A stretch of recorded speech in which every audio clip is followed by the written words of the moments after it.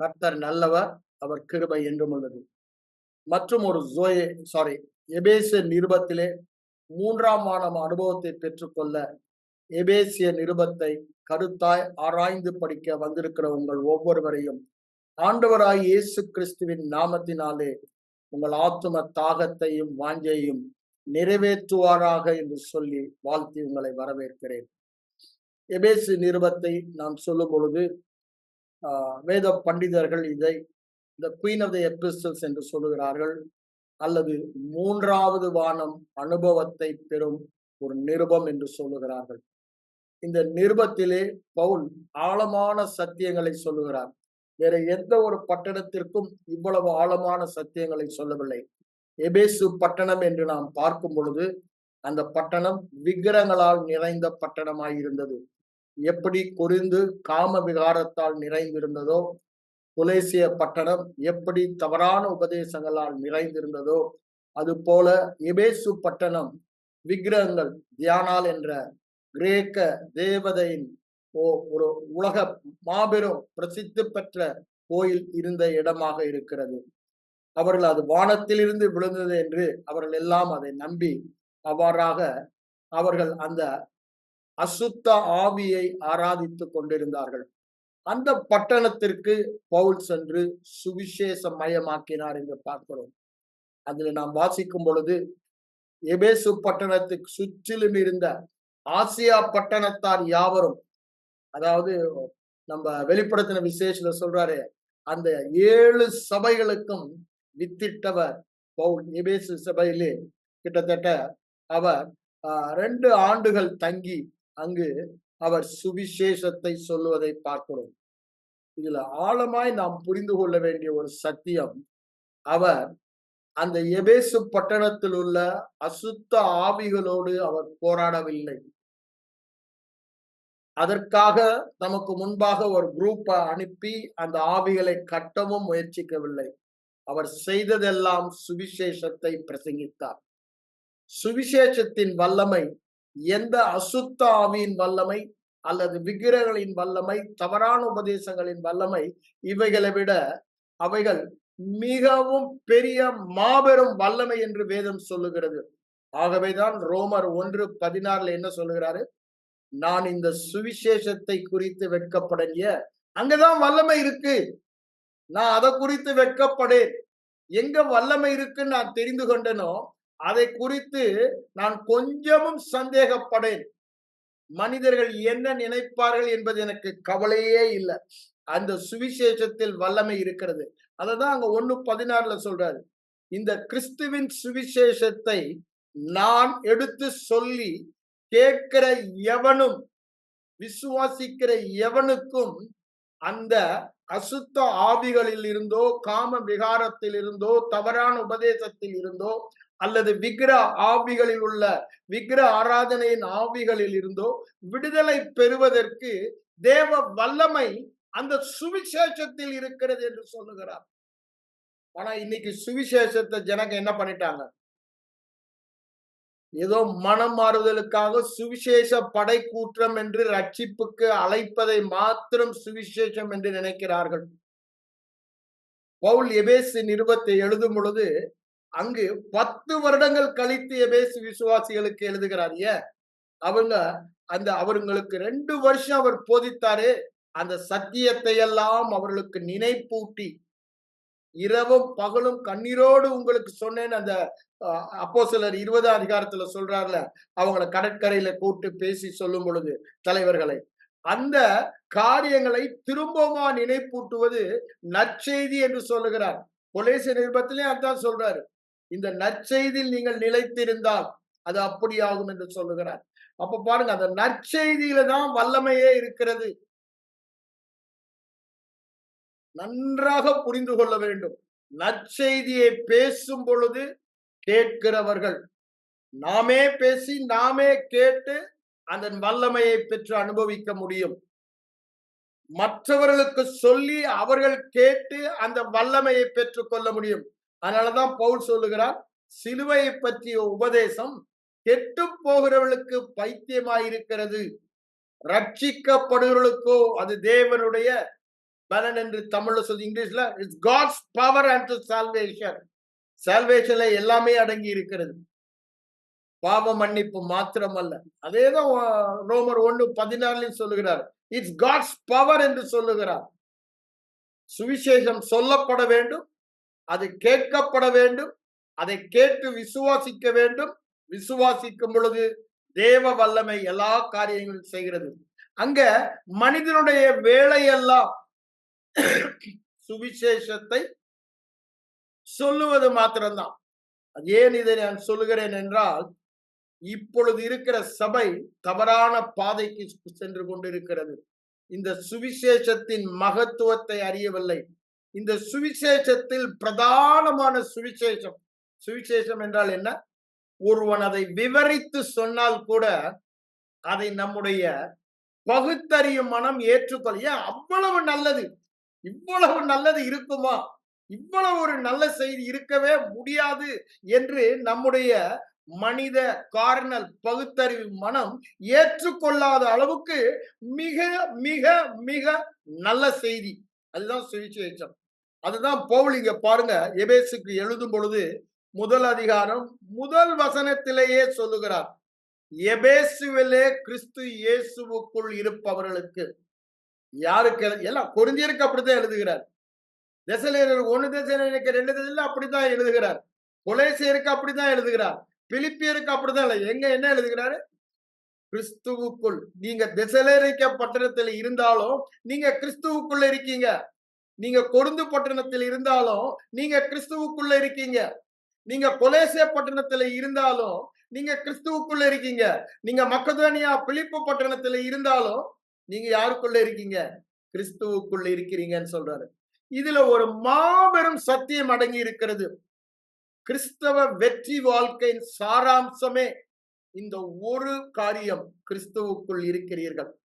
அப்போ எது நம்முடைய வாழ்க்கையில முக்கியமா இருக்கு? இன்னைக்கு பாத்தீங்கன்னா கிறிஸ்தவர்கள் எல்லாரும் எப்படி பரிசுத்தமாய் வாழ்வது, எப்படி விசுவாசத்தில் வாழ்வது, அப்படிதானே? ஹவ் என்று என்று கேள்வியே கேட்டு அதற்கான புத்தகங்களையும் செய்திகளையும் கேட்க ஆயத்தமா இருக்கிறாங்க. ஆனா கிறிஸ்தவ வாழ்க்கை எப்படி என்று கேட்கிற வாழ்க்கையே அல்ல. ஏன்? அது பழைய உடன்படிக்கை. நான் ஏதாவது செய்ய வேண்டுமானால் எப்படி என்ற கேள்விக்கு இடம் உண்டு.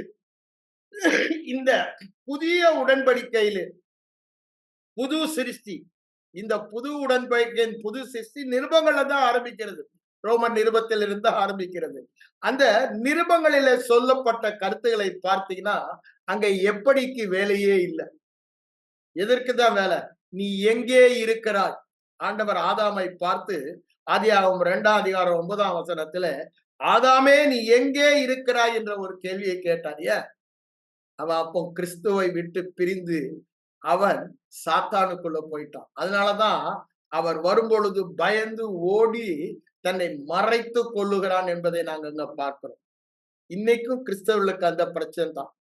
தேவ சமூகத்துக்கு செல்ல அவர்களுக்கு பயம், விசுவாசம் இல்ல, ஒரு கலக்கம் தான் இருக்கிறது.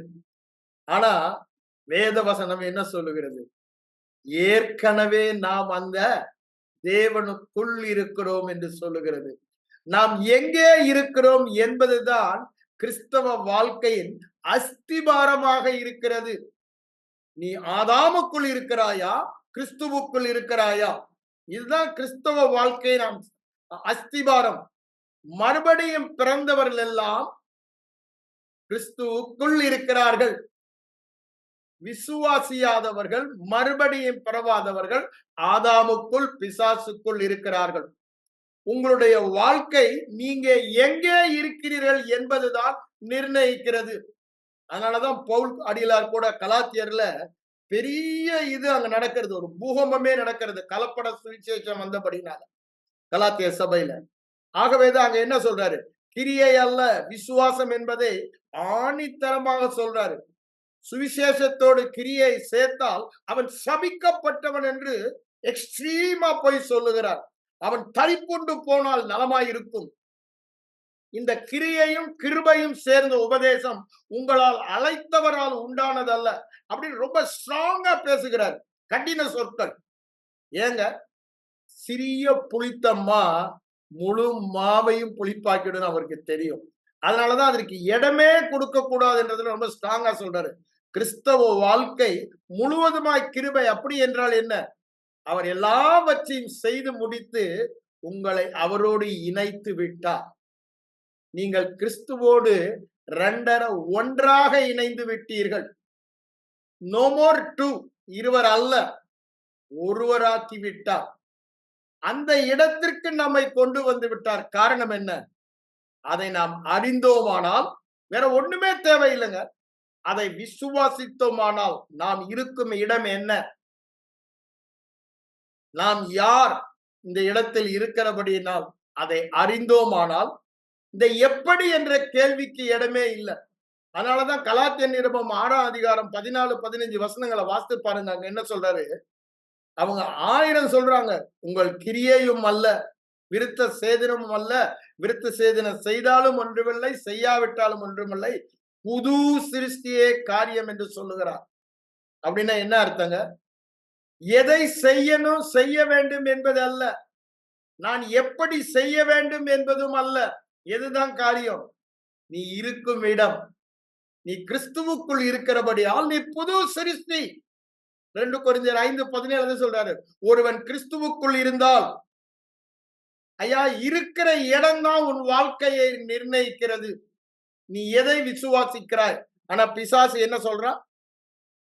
நீ என்ன செய்கிறாயோ அதுவே நீ யார் என்பதை உன் வாழ்க்கையை நிர்ணயிக்கிறது என்று சொல்லுகிறான். சுத்த பொய். வேத வசனத்தின்படி நான் இருக்கிற இடம் நான் யார் என்பதை நிர்ணயிக்கிறது. நான் எங்கே இருக்கிறேன்? அததான் பவுல் திரும்ப திரும்ப சொல்லுகிறார். கிறிஸ்துவுக்குள், கிறிஸ்துவுக்குள், கிறிஸ்துவுக்குள், கிறிஸ்துவுக்குள் என்று திரும்ப திரும்ப இந்த எபேசிய நிருபத்துல திரும்ப திரும்ப அதை வருவதை பார்க்கலாம். வேத பண்டிதல் கணக்கின்படி 35 தடவை வருது என்று சொல்கிறார். அதாவது கிறிஸ்துவுக்குள் இல்ல அந்த அர்த்தத்திலே சொல்லப்பட்ட வார்த்தைகள் என்று சொல்லுகிறார்.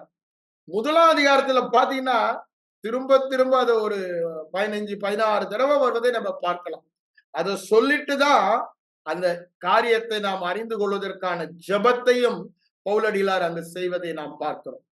அப்போ இந்த சத்தியம் எவ்வளவு முக்கியமானது என்பதை நாம் அறிந்து கொள்ள வேண்டும். இந்த சத்தியத்தை ஒருவன் அறிந்து கொண்டானால் சாதாரண வாழ்க்கை வாழ மாட்டான். அதனாலதான் சொல்றேன், எப்படி என்ற கேள்விக்கே இடமில்லை. நான் என்ன செய்யணும், இப்படிதானே, நான் என்ன செய்ய வேண்டும் என்ற கேள்விக்கே இல்லை. லூக்கா 18:18 நம்ம பாக்குறோம். அங்க ஒருத்தன் வருகிறான், ஒரு தலைவன் ஆண்டவரிடம் வந்து நித்திய ஜீவனை பெற்றுக்கொள்ள நான் என்ன செய்ய வேண்டும் என்று கேட்கிறான்.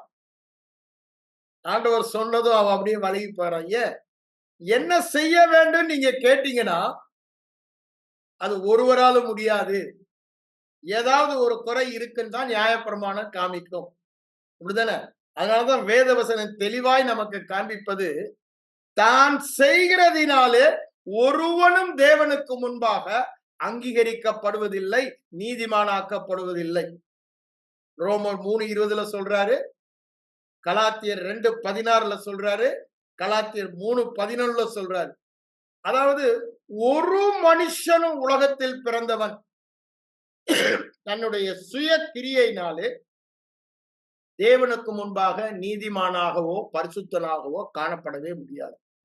அதனாலதான் அவன் கேட்கும் பொழுது நித்திய ஜீவனை சுதந்திரித்துக் கொள்ளும் என்று சொல்லும் பொழுது அவன் அவரிடத்தில் ஒரு குறை உண்டு என்று கண்டுபிடிக்கப்படும் பொழுது அவன் வருத்தத்தோட போறான். பண ஆசை அவனுக்கு இருந்தபடினால. அதனாலதான் திரும்பவும் சொல்லுகிற, ஒரு வெற்றி வாழ்க்கைக்கு தேவையானதை எல்லாம் தேவன் ஏற்கனவே நமக்காக செய்து முடித்து கிறிஸ்துவுக்குள் வைத்து நம்மையும் கிறிஸ்துவுக்குள் வைத்து விட்டார். அவர் தனித்தனியாக எதையும் நமக்கு தருபவர் அல்ல. எல்லாவற்றையும் கிறிஸ்துவுக்குள் வைத்து நம்மை கிறிஸ்துவுக்குள் இணைத்து எல்லாவற்றையும் நமக்கும் தந்து விட்டார். நாம் கிறிஸ்துவுக்குள் இருக்கிறபடியினாலே, கிறிஸ்துவோடு இணைக்கப்பட்டபடியினாலே அவரை பற்றிய உண்மை எல்லாம் நம்மை பற்றிய உண்மை. அதுக்கப்புறம் என்ன செய்யணும்ன்ற கேள்விக்கு இடம் இருக்கா? அவரை பற்றிய உண்மை பரிசுத்தம், நானும் பரிசுத்தவான். நான் எப்படி பரிசுத்தமாக வேண்டும் என்ற கேள்விக்கு இடம் இருக்கா? நான் கிறிஸ்துவுக்குள் இருக்கிறபடியால் பரிசுத்தவான் என்ற மனநிலை வந்த பிறகு உன் இருதயத்தின் எண்ணத்தின்படிதான் நீனும் நானும் வாழ்வோம் என்று சொல்லுகிறது. ஒருவர் கூட தங்கள் இருதய விசுவாச எண்ணத்திற்கு மிஞ்சியோ குறைந்தோ வாழவே முடியாது. நீங்கள் இருதயத்தில் உங்களை பற்றி என்ன நினைக்கிறீர்கள், என்ன படம் வைத்திருக்கிறீர்கள், என்ன விசுவாசிக்கிறீர்கள், அதன்படிதான் வாழ்வீர்கள். அதனாலதான் இந்த சத்தியம் மிக மிக முக்கியம் என்று சொல்கிறேன். ஆனா பிசாசு என்ன சொல்லுவான்? அதெல்லாம் கிடையாது. ஏன்? உங்க இருதய படத்தை மாற்றுவதற்கு அவன் இரவும் பகலும் வகை தேடி சுற்றி திரிகிறான். ஏன்? அவனுக்கு நன்றாகவே தெரியும் சத்தியம் என்ன. அவன் நினைவுகளை நாம் பிடித்து கொண்டால் அவன் என்னை தொட முடியாது, என்னை ஓட ஓட அவன் விரட்ட மாட்டான். அதற்கு மாறாக இந்த உலகத்தில் அவன் இருக்க வரைக்கும் அவனை நான் ஆளுகை செய்ய முடியும் என்று நினைக்கிறான். அவன் உலகத்தின் அதிபதி தான் ஒரு காலத்துல. ஆனா அவன் சிலுவையிலே ஆக்கினைக்குள்ளாக தீர்க்கப்பட்டான். ஆனாதான் இந்த ரோமர் 16 அதிகாரத்துல சொல்லும் பொழுது ஆண்டவர் சொல்றாரு, இந்த உலகத்தின் அதிபதி ஆக்கினைக்குள்ளாக தீர்க்கப்பட்டபடியால் நியாய தீர்ப்பை குறித்து பரிசுத்த ஆவியானவர் உங்களோடு உணர்த்துவார் என்று சொல்லுகிறார். அவன் ஏற்கனவே தண்டனைக்குள்ளாக தீர்க்கப்பட்டு விட்டான். இப்பொழுது அவனுக்கு அதிகாரம் இல்லை, வல்லமையும் இல்லை. நாம் இருக்கிற எல்லை எங்கங்க? கிறிஸ்துவுக்குள் இருக்கிறோம். சாத்தானுக்குள் இருந்தவர்களை கிறிஸ்துவுக்குள்ளாக மாற்றிவிட்டார். உலகத்துக்குள் இருந்தவர்களை உலகம் பொல்லாங்கனுக்குள் இருக்கிறது. நாமோ சத்தியம் உள்ளவருக்குள் இருக்கிறோம். 1 யோவான் 5 அதிகாரம் 20ஆம் வசனம் அங்க பின்னால சொல்வதை நாம் பார்க்கிறோம். நாம் இருக்கிற இடத்தை நாம் அறிய வேண்டும். நாம் இருக்கிற இடம் கிறிஸ்துவுக்குள். அததான் 1 கொரிந்தியர் 1 அதிகாரம் 30-31 தெளிவாய் சொல்லுகிறார். என்ன சொல்லுகிறார்? நாம் தேவனாலே அவருக்குள் வைக்கப்பட்டோம். மறுபிறப்பிலே பிறந்த அந்த வினாடியிலே, it is not some other day, the very minute, the very second we believe Jesus as our savior, ரட்சகராக விசுவாசித்து அறிக்கை பண்ணி ஏற்றுக்கொண்ட பொழுது நாம் கிறிஸ்துவுக்குள் வைக்கப்பட்டு விட்டோம். இப்ப நாம இருக்கிற இடம் கிறிஸ்துவுக்குள் இருக்கிறோம். நாம் எங்கே இருக்கிறோம் அதுவே நம்முடைய வாழ்வை, நம்முடைய நித்தியத்தை நிர்ணயிக்கிறது. நாம் இருக்கிற இடம் மாற்றவே முடியாத இடம். என் கரத்தில் இருந்து ஒருவரும் அவர்களை பிரித்து கொள்ள முடியாது. பிதா பெரியவராய் இருக்கிறார் என்று இயேசு சொல்லுகிறார். அப்போ இந்த நித்தியத்தை நாம் இழக்கவே முடியாத அளவுக்கு கிறிஸ்துவுக்குள் வைத்து பரிசுத்த ஆவியினாலே முத்திரையும் போட்டு விட்டார். அப்படித்தானே எபேசியர் 1:13 சொல்வதை பார்க்கிறோம். ஆவியினாலே முத்திரை போட்டு விட்டார். நாம் இருக்கிற இடம் கிறிஸ்துவுக்குள். அதனாலதான் அந்த 1 கொரிந்தியர் 1:30 சொல்லிட்டு 31 என்ன சொல்றாரு? நீங்க கிறிஸ்துவுக்குள் இருக்கிற இடம் நீங்கள் யார் என்பதை நிர்ணயிக்கிறது என்று சொல்லுகிறார். நீங்கள் இப்பொழுது ஆதாமுக்குள் இருந்து கிறிஸ்துவுக்குள் வந்தபடியால், அதாவது பிசாசின் ஸ்பாவத்துக்குள் இருந்து கிறிஸ்துவின் ஸ்பாவத்துக்குள் வந்து விட்டீர்கள். அததான் இங்க சொல்றாரு. 1:31 என்ன சொல்றாரு? 1 கொரிந்தியர் 1:1 அவரே அவரே கிறிஸ்துவுக்குள் இருந்தால் கிறிஸ்துவே உங்களுக்கு எல்லாவும் ஆனார் என்று சொல்லுகிறார். அததான கொலேசியர் 3ஆம் அதிகாரம் 11ஆம் வசனம் பின்பகுதியில கிரேக்கன் என்றும் இல்லை, யூதன் என்றும் இல்லை, எல்லாருக்கும் கிறிஸ்துவே எல்லாரிலும் எல்லாவும் ஆனார் என்று சொல்லுகிறார். எல்லாரையும் இணைத்து விட்டார் கிறிஸ்துவுக்குள்ளாக வைத்து. அததான் ஆண்டவராய் இயேசு கிறிஸ்து யோவான் எழுதின சுவிசேஷம் 14ஆம் அதிகாரம் 2-3 வசனங்களை வாசித்து பாருங்க. என்ன சொல்றாரு? நான் ஒரு இடத்தை உங்களுக்கு ஆயத்தம் பண்ண போகிறேன். ஆயத்தம் பண்ணின பின்பு நான் இருக்கும் இடத்தில் நீங்களும் இருக்கும்படி உங்களை என்னோடு சேர்த்துக் கொள்ளுவேன் என்று சொல்லுகிறார். அவர் சிலுவைக்கு சென்றார், பாவங்களை நீக்கினார், நீதிமானாக்க எப்படி பரிசுத்த தேவனோடு நம்மை இணைத்து கொள்ளும்படி, அவர் இருக்கிற இடத்திலே நாமும் இருக்கும்படி. ஆனா இன்னைக்கு கிறிஸ்தவங்க என்ன நினைக்கிறாங்க? நாம் அவருக்குள் இருக்கிறோம் அப்படின்னா என்ன? ஏற்கனவே அவருடைய பிரசன்னத்துக்குள் இருக்கிறோம். ஆனா இனி இவங்க என்ன நினைக்கிறாங்க? தங்களை பரிசுத்தம் பண்ணி கொண்டாதான் அந்த பிரசன்னத்துக்குள்ள போக முடியும் என்று நினைக்கிறாங்க. சுத்திகரிப்பு ஆராதனை எல்லாம் வைக்கிறாங்க. ஆனா இவங்க என்ன நினைக்கிறாங்க? ஆதாம விரட்டின மாதிரி தோட்டத்தை விட்டு நம்மையும் விரட்டு. ஐயா, அது பழைய வாழ்க்கை. ஆதாமுக்குள் இருந்த வாழ்க்கை. விரட்டப்பட்டவர்களாக, தூரமானவர்களாக இருந்தோம். தூரமாய் இருந்தவர்களை இப்பொழுது அவருக்குள் வைத்து சமீபமாய்விட்டீர்கள் என்று எபேசியர் 2ஆம் அதிகாரத்துல சொல்வதை பார்க்கிறோம். காணியாட்சிக்கு புறம்பாய் இருந்தீர்கள், பிரசன்னத்திற்கு தூரமாய் இருந்தீர்கள், இப்பொழுது சமீபமானீர்கள். எங்க? கிறிஸ்துவுக்குள்ளேயே வந்துட்டீங்க. நீங்க அவருக்குள்ள, அவர் உங்களுக்குள்ள. எவ்வளவு பெரிய பாக்கியம் பாருங்க. அததான் சொல்ல வராரு. இந்த நற்செய்தியை தெரிந்தா பிசாசின் வல்லமை எல்லாம் உடைக்கப்படும். இந்த நற்செய்தியை, கிறிஸ்துவுக்குள் இருக்கிறாய் என்ற ஒரு நற்செய்தியை இருதயத்தின் படமாக, மனதின் எண்ணமாக மாற்றிக்கொண்டால் சத்ருவின் சகல வல்லமையும் முறியடிக்கப்படும். வெற்றி வாழ்க்கை என்பது சர்வ சாதாரணமாக வாழ முடியும். அற்புத வாழ்க்கை என்பது சர்வ சாதாரணமாய் வாழ முடியும். ஆனா பிசாசு அதை அறிந்தபடியினாலே நம்முடைய மனதின் எண்ணங்களை அவ்வாறு மாற்றாதபடி இரவும் பகலும் தன் பொய்யினால், என்ன பொய்ய சொல்றான் சந்திரசிங்? நீ செய்யற உன் செய்கைகளை பார். அப்படிதான் சொல்றாங்க. அம்மா, உன் செய்கைகளை பார். see your actions, see your experience. உன் அனுபவத்தை பார். உன்னும் இருமறல்ல, உன் அனுபவத்தை பார். அந்த இருமல் இருக்குல்ல, உன் அனுபவத்தை பார்.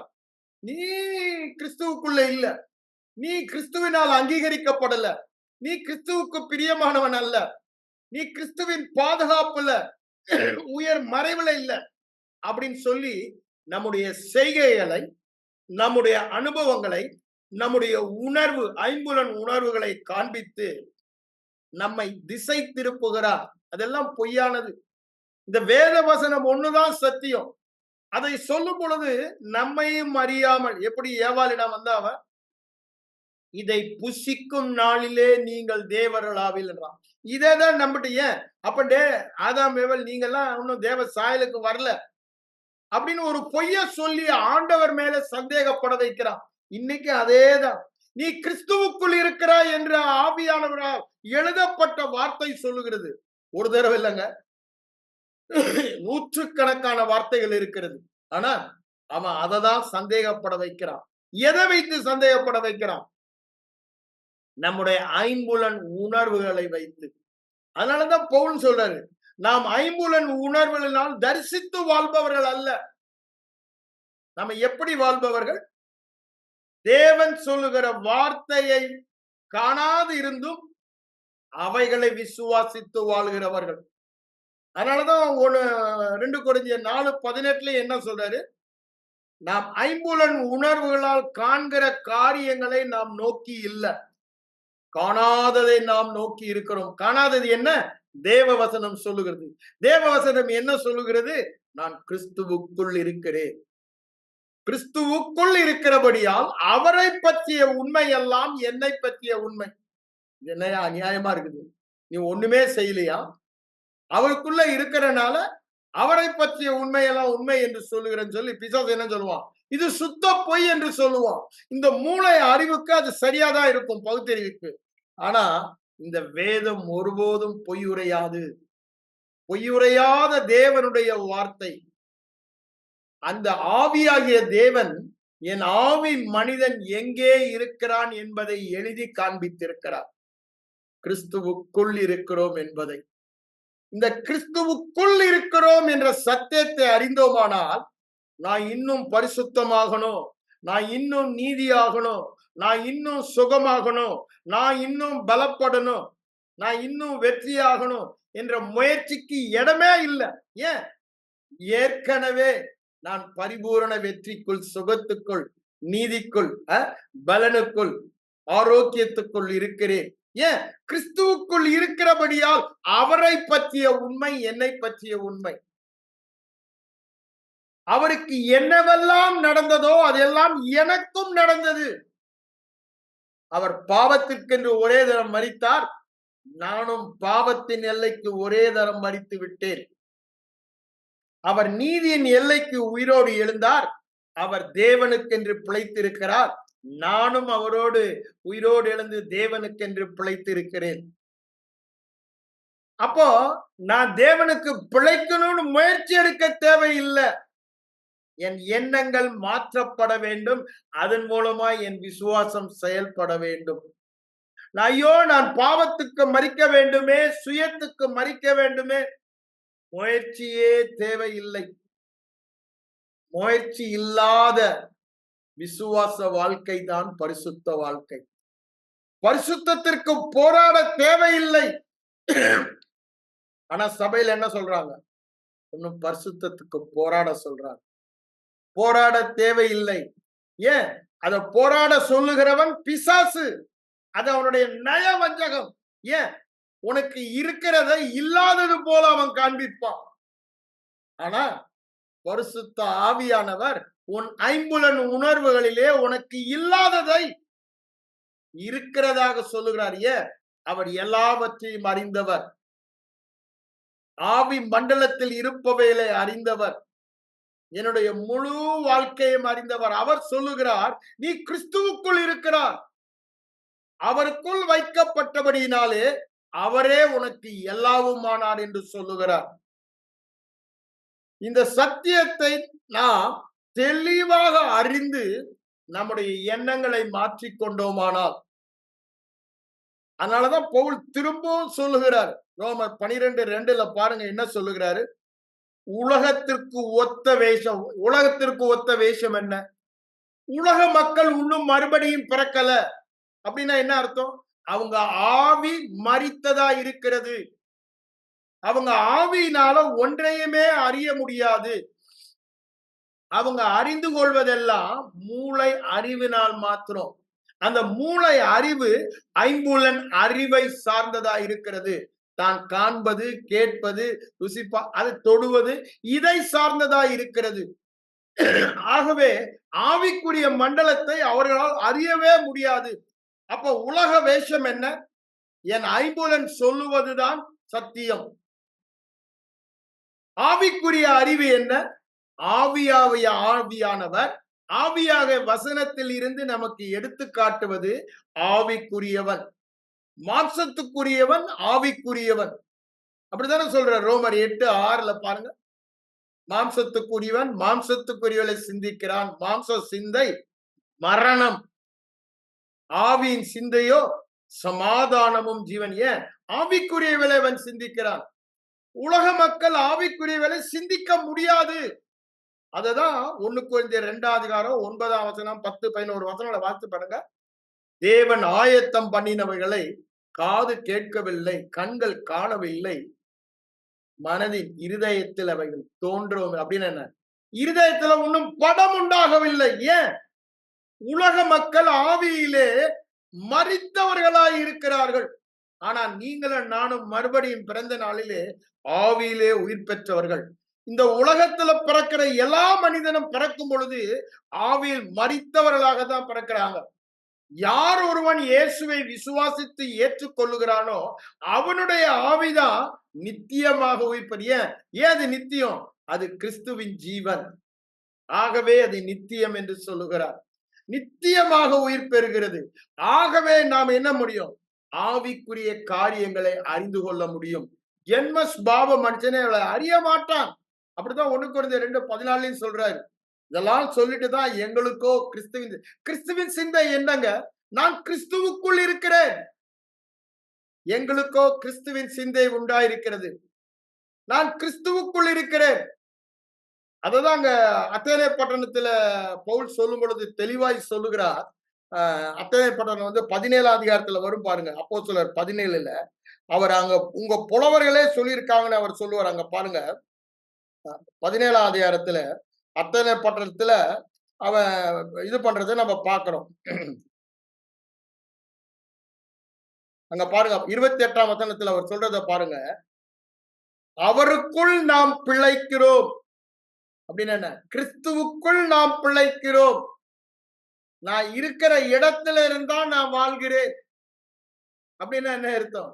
நானல்ல, கிறிஸ்துவே என்னில் வாழ்கிறாரு. அந்த இதை சொல்ல வராரு. அவருக்குள் அசைகிறோம். இருக்க இடத்தை தெரிந்து கொண்டோமானா நான் என்ன செய்ய வேண்டும், எப்படி செய்ய வேண்டும் என்ற கேள்விக்கு இடமே இல்லை. அதனாலதான் திரும்பவும் சொல்லுகிற கிறிஸ்தவ வாழ்க்கை என்ன எப்படி என்பது அல்ல, இதை செய்யலாமா செய்யக்கூடாதா என்பதும் அல்ல. புது சிருஷ்டியே, கிறிஸ்துவுக்குள் இருக்கிற புது சிருஷ்டியே காரியம். இந்த பிரமாணத்தின்படி வாழ. எந்த பிரமாணம்? நான் கிறிஸ்துவுக்குள் இருக்கிறபடியால். எப்படி பரிசுத்தமாக வேண்டும் என்ற கேள்வி அல்ல, பரிசுத்தமாய் இருக்கிறேன். எப்படி நீதியாக வேண்டும் என்ற கேள்வி அல்ல, அதுதான் புது சிருஷ்டியின் பிரமாணம். நீதியாய் இருக்கிறேன், ஏற்கனவே மீட்கப்பட்டிருக்கிறேன், அவனுடைய எல்லையில் இல்லவே இல்லை, ஏற்கனவே வெற்றியாய் இருக்கிறேன், ஞானமாய் இருக்கிறேன், சுகமாய். இது புது சிருஷ்டியின் பிரமாணம். இந்த பிரமாணத்தின்படி வாழ வேண்டும் என்றுதான் அங்க கலாத்தியர் 6, 14, 15, 16 வசனங்களை வாசித்து பாருங்க. 6ஆம் அதிகாரம் சொல்றாரு. அததான் இங்க அவர் சொல்றாரு. அவருக்குள்ளே பிழைக்கிறோம். கிறிஸ்துவுக்குள் இருந்தால் கிறிஸ்துவுக்கு, அதுதான் ஆண்டவராய் இயேசு கிறிஸ்துன்னு சொல்றாரு. நீங்க யோவான் 6ஆம் அதிகாரத்துல வாங்க, அங்க 57ஆம் வசனத்துல பாருங்க என்ன சொல்றா. பிதா என்னை அனுப்பினது போல நான் பிதாவில் பிழைக்கிறது போல. எப்படி இருக்காரா? நான் பிதாவுக்குள் இருக்கிறபடியினால் பிழைத்திருக்கிறேன். அவருடைய மனநிலை என்ன?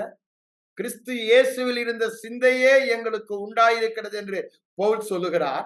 அப்படிதானே? 1 கொரிந்தியர் 2ஆம் அதிகாரம் 16ஆம் வசனத்தை சொல்லுது பார்க்கிறோம். அது என்ன சிந்தை? பிதாவுக்குள் நான் பிழைத்திருக்கிறேன். அதேதான் கலாத்தியர்ல அவர் சொல்றாரு. கிறிஸ்துவுக்குள் நான் பிழைத்திருக்கிறேன், கிறிஸ்து என்னில் வாழ்கிறார். அததான் இங்க அவர் சொல்றாரு. கிறிஸ்துவின் சிந்தை, நீங்க யோவான் சுவிசேஷம் முழுவதுமா பாருங்க, கிறிஸ்துவின் சிந்தை என்ன. அததான் இங்க அத்தேனே பட்டணத்துல பவுல் சொல்வதை பார்க்கிறோம். அவருக்குள் பிழைக்கிறோம். நாம் அசைந்தால் கூட அவருக்குள் அசைகிறோம். நாம் இருந்தாலும் அவருக்குள் இருக்கிறோம். நாம் தேவனுடைய சந்ததியார். நாம் தேவனுடைய, அப்போ எல்லாமே அவருக்குள் வாழ்கிறோம். அவருக்குள். இயேசு கிறிஸ்துவின் வாழ்க்கை வெற்றி ரகசியம் என்னங்க? அவருடைய மனநிலை. அவருடைய மனநிலை. அவருடைய மனநிலைக்கு காரணம் என்னங்க? அவருடைய வாயின் அறிக்கை. இயேசு கிறிஸ்துவின் மனநிலை எப்பொழுதும் தான் பிதாவுக்குள் இருப்பவராக தன்னை பார்த்தார். தன்னை அவர் தனியாக பார்க்கவே இல்லை. அந்த மனநிலைக்கு அவருடைய வாயின் அறிக்கைகள் அவருடைய மனநிலையை காண்பிக்கிறது. அந்த அறிக்கையின் மூலமாக அந்த மனநிலையை உருவாக்கி கொண்டார்.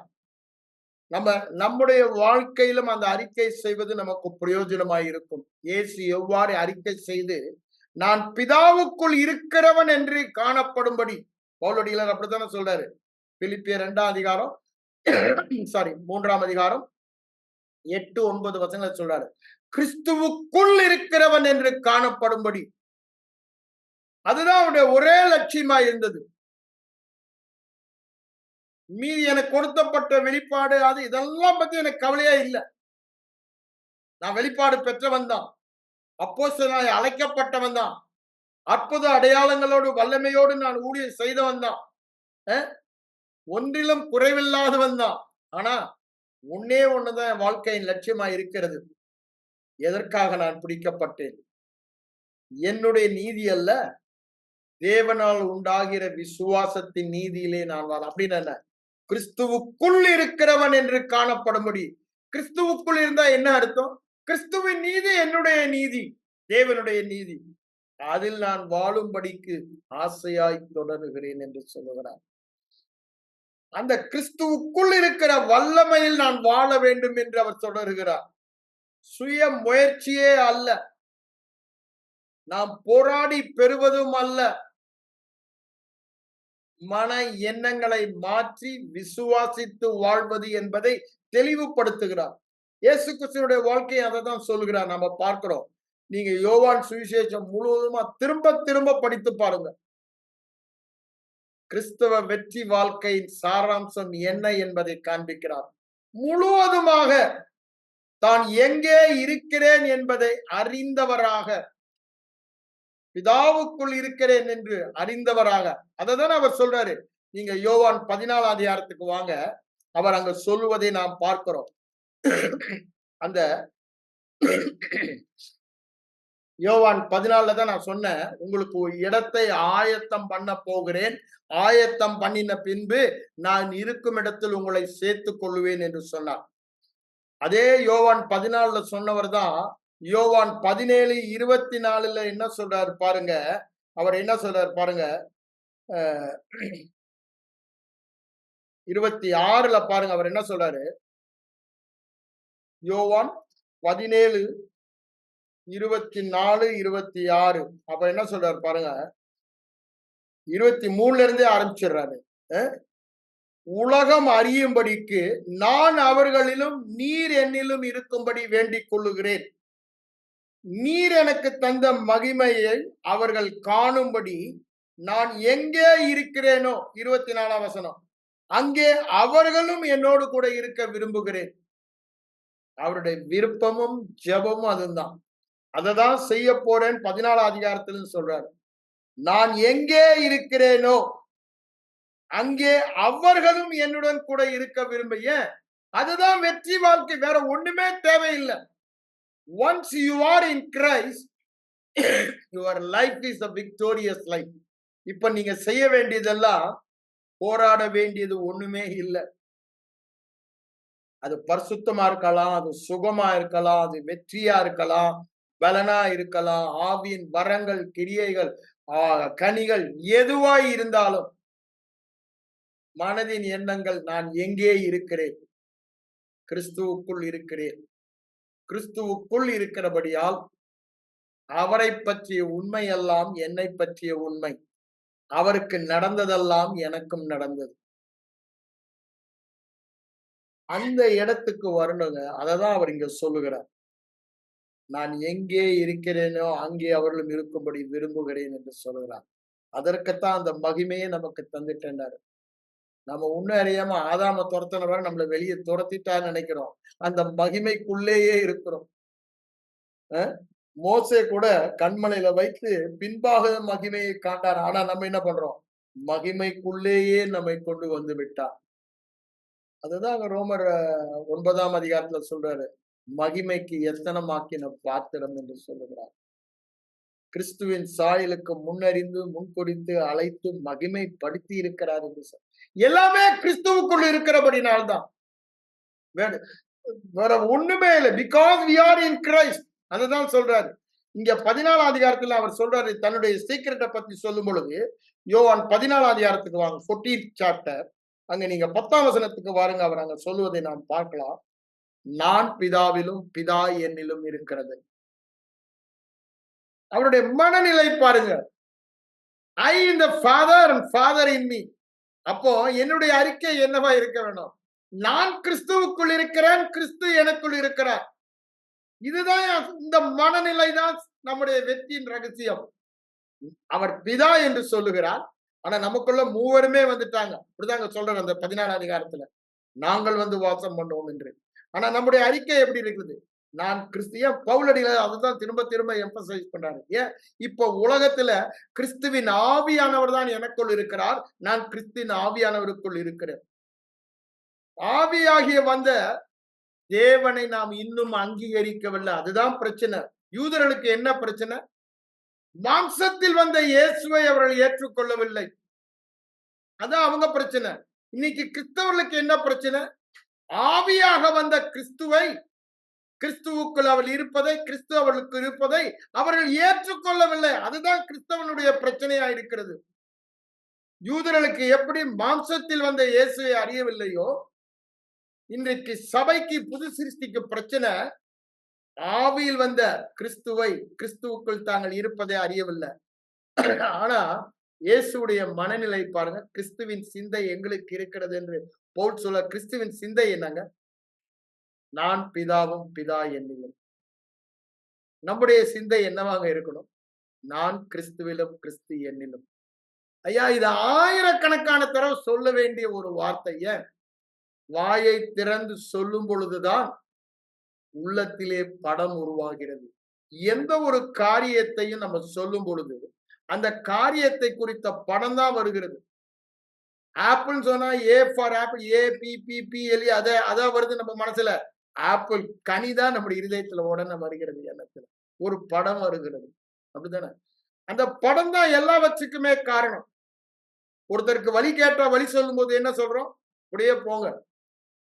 அந்த இதுல 2வது 1 2 அப்படியே படம் எப்படி மனதுல ஒரு படம் வருது.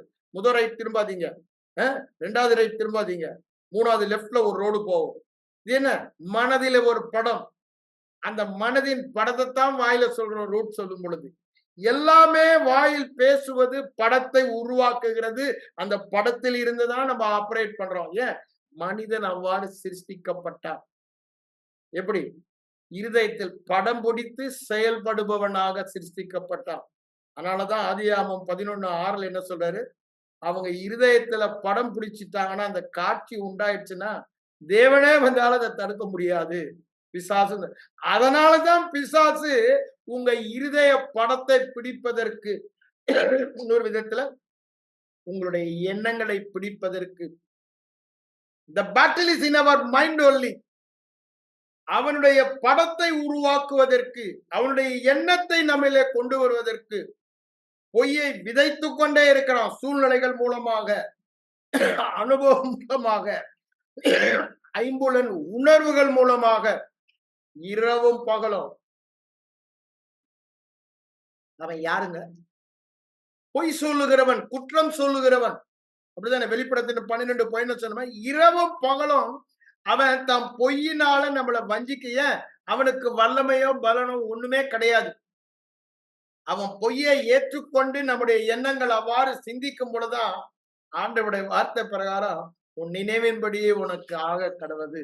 உன்னை பத்தி நீ என்ன நினைக்கிற, உன்னை பத்தி நீ என்ன விசுவாசிக்கிற, அப்படிதான் நீ வாழ்வேன்னு ஆண்டவருடைய சட்டம் சொல்லுது. அந்த சட்டத்தை திருட்டுத்தனமா எடுக்கிறதுக்கு தான் அவன் பொய்யையும் நயவஞ்சகத்தையும் எடுத்துக்கொண்டு சுற்றி திரிகிறான். அதை தெரியாதபடியால்தான் சபையில உன்னும் நீ செய்கிற காரியம்தான் நீ யார் என்பதை நிர்ணயிக்கிறதுன்னு சொல்றான். இல்லவே இல்லைங்க. நீ எங்கே இருக்கிறாய் என்ற வெளிப்பாட்டு அறிவுதான் நீ யார் என்பதை. இன்னொரு விதத்துல சொல்ல போனா, எது நீ யார் என்பதை நிர்ணயிக்கிறது? நீ இருக்கிற இடம். அதை நீ விசுவாசிக்கிறதா நீ எங்கே இருக்கிறாய் என்பதை நிர்ணயிக்கிறது. நீ செய்கிற காரியம் அல்ல. நீ இருதயத்தில் உன்னை பற்றி என்ன நினைக்கிறாய், என்ன விசுவாசிக்கிறாய், அதுவே உன்னுடைய வாழ்க்கையை நீ யாராக வாழ்கிறாய் என்பதை நிர்ணயிக்கிறது. இது மாறாத சத்தியம். அதனாலதான் சொல்றேன், ஒருவன் தன் இருதயத்தில் தன்னை பற்றி என்ன நினைக்கிறானோ, என்ன விசுவாசிக்கிறானோ, எப்படி பார்க்கிறானோ, அதற்கு மிஞ்சியோ குறைவாகவோ வாழவே முடியாது. தன்னை பற்றி எப்படி பார்க்கிறான், எப்படி எண்ணுகிறான், எப்படி விசுவாசிக்கிறான், அப்படிதான் வாழ்வான். அதனாலதான் நம்ம சொல்றோம், கிறிஸ்துவுக்குள் அனுதினமும் உங்களை பாருங்கள். ஏன்? நம்முடைய எண்ணமெல்லாம் கிறிஸ்துவுக்குள் இருப்பவர்களாக நாம் பார்க்கும் பொழுது கிறிஸ்துவே வெற்றியானார், கிறிஸ்துவே விசுவாசமானார், கிறிஸ்துவே சாந்தமானார், கிறிஸ்துவே அன்பானார், கிறிஸ்துவே சுகமானார், பரிசுத்தமானார், பலனானார், எல்லாரும் அதுதாங்க வெற்றி. ஏன்? அந்த நினைவு. அதனாலதான் இயேசு என்ன சொல்றாரு பாருங்க, நான் பிதாவிலும் பிதா என்னிலும், நான் பிதாவிலும் பிதா என்னிலும். நம்ம என்ன சொல்ல போறோம் திரும்ப திரும்ப? நான் கிறிஸ்துவிலும் கிறிஸ்து என்னிலும், நான் கிறிஸ்துவிலும். இந்த 2 சத்தியம் தானே. இங்க நீங்க எபேசு நிறுவத்துல பாத்தீங்கன்னா, கிறிஸ்துவுக்குள் நாம் என்பதை ரொம்ப போக்கஸ் பண்ணுவார். அதே அது 2 எபிஸ்டல் கொலேஷன்ஸ்ல வரும்போது கிறிஸ்து உங்களுக்குள் என்பதை போக்கஸ் பண்ணுவார். 2 ஒண்ணுதான். அவரோடு இணைக்கப்பட்டது, பை அவர் யூனியன். நீங்க கத்தோலிக் பைபிளும் பாத்தீங்கன்னா இந்த கிறிஸ்துவுக்குள் எல்லாம் போட மாட்டாங்க. கிறிஸ்துவுக்குள் இணைக்கப்பட்டவர்கள் என்றுதான் ஆரம்பிப்பாங்க. இந்த வசனம் ஆரம்பிக்கும் போது எப்படிதான் கிறிஸ்துவுக்குள் இணைக்கப்பட்டவள் என்னதான் ஆரம்பிக்கும். அப்ப பாருங்க, இது நம்முடைய மனதின் எண்ணங்களில் மேலோங்கி இருக்க வேண்டும். It should be dominant in our thoughts. ஏன் இந்த டாமினன்ட் தாட் இருதயத்தில் உள்ள எல்லா உலகத்தின் எண்ணங்களை தள்ளி போடும். ஏன் உலகத்தில் நாம் வாழ்ந்தபடியினாலே உலகத்தின் எண்ணங்களை எல்லாம் நாம் கேட்டு பார்த்து அனுபவித்து ஐம்புலன் உணர்வினால அவைகள் நம்முடைய இருதயத்துல நன்றாக பதிந்து அரண்களாக இருக்கிறது. அந்த அரண்களை வெளியேற்றுவதற்குத்தான் சுவிசேஷம் சொல்லுகிறது, நீ கிறிஸ்துக்குள் கிறிஸ்து உனக்குள் இருவரும் இணைந்து ஒரே ஆவியாயிருக்கிற புது சிருஷ்டி, அவரை பற்றிய உண்மை எல்லாம் உன்னை பற்றிய உண்மை அவர் இருக்கிற வண்ணமாகவே நீ இருக்கிறாய் என்று சொல்லுகிறது. அப்போ நம்முடைய எண்ணங்களை மாற்றுவதில் தான், அதை தான் பவுல் சொல்லுகிறார், நீங்கள் உலகத்திற்கு ஒத்த வேஷம் தெரியாமல். உலகத்தின் எண்ணம் என்ன சொல்லுகிறது? நீ என்ன செய்யறியோ அதான்டா நீ பாவம் செய்தா நீ பாவி, நீ இருமிக்கிட்டு இருக்கா நீ வியாதிக்கார, அப்படிதான் சொல்லும். அப்படிதானே? உன்னால வெயிட்ட தூக்க முடியல, நீ பலவீனன், அதுதான் சொல்லும். நீ ஒன்னும் பாவம் செய்யினா உன்னை பரிசுத்தவான் சொன்னா நீ சுத்த பொய்யன் என்று உலகம் சொல்லும். ஏன் உலக ஸ்டாண்டர்ட் என்ன? இப்ப டிக்ஷனரி எடுத்து பரிசுத்தவான் பாத்தீங்கன்னா என்ன? பாவமே செய்யாம வாழ்றவனை தான் பரிசுத்தவான் அவங்க சொல்லுவாங்க. ஏன் நீங்க ரோமன் கத்தோலிக்க சபையில போய் யார அவங்க செயின்ட் பட்டம் கொடுக்குறாங்க? செத்தவனுக்கு தான் கொடுப்பாங்க. செத்தவன்ல கூட யாருக்கு? நல்லா பாவமே இல்லாம நல்லா சுத்தமா வாழ்ந்தானான்னு அவங்க கணக்குக்கு, ஆண்டவர் கணக்கு இல்ல, அவங்க கணக்குக்கு பார்த்துட்டு ஒரு 2 அற்புதமா செஞ்சிருக்கானான்னு பார்த்துட்டு செத்த பிறகு அவனுக்கு செயின்ட் பட்டம் கொடுப்பாங்க. இது உலகம். அதனாலதான் சொல்ற, இந்த உலக வேஷம் வேணான்னு சொல்றாரு. இந்த உலகம் என்ன வேணும்? உலகம் ஸ்டாண்டர்ட்ல யார் பரிசுத்தவான்னா கிரியை சார்ந்துதான் சொல்லும் டிக்ஷனரி மீனிங். ஆனா வேதத்தின்படி தேவ ஆவியானவர் சொல்லுகிறது, தேவ ஆவியானவர் சொல்லுகிறது என்ன? வேதத்தில் எழுதி வச்சது, கிறிஸ்துவுக்குள் இருக்கிறபடியால் பரிசுத்தவான். கிறிஸ்துவின் ஆவியானவர் உனக்குள் வந்தபடியால் பரிசுத்த ஆவியானவர். பழைய ஏற்பாடுலயே நம்ம பாக்குறோம், மோசே டெய்லி ஆடு மேய்க்கிறான், அப்படித்தானே? அங்க ஒரு முட்புதர் இருக்குது, ஆடுகள்லாம் அங்க போய் யூரின் பாஸ் பண்ணிருக்கோம், மோஷன் பாஸ் பண்ணிருக்கோம், மனிதர்களும் பண்ணிருக்கலாம், ஆடு மேய்ப்பர்களும். அங்க அவ்வளவு அழுக்கான இடம் தான். ஆனா அந்த முட்புதரிலே தேவதூதன் வந்த பொழுது, தேவன் வந்த பொழுது என்னாச்சு? அந்த இடம் பரிசுத்த பூமி ஆயிடுச்சு. ஏன்? அவர் அங்கு வந்தபடியினாலே அது பரிசுத்தமாயிற்று. அங்க ஒண்ணும் யாரும் உட்கார்ந்து அதை பரிசுத்தமாக்கல. தேவன் வருகிற இடம் பரிசுத்தம். இப்ப நம்ம எப்படி பரிசுத்தம் ஆயிட்டோம்? அவருக்குள் இருக்கிறோம், அவர் நமக்குள் இருக்கிறார். அதுதான் பரிசுத்தங்க. அன்காமன்.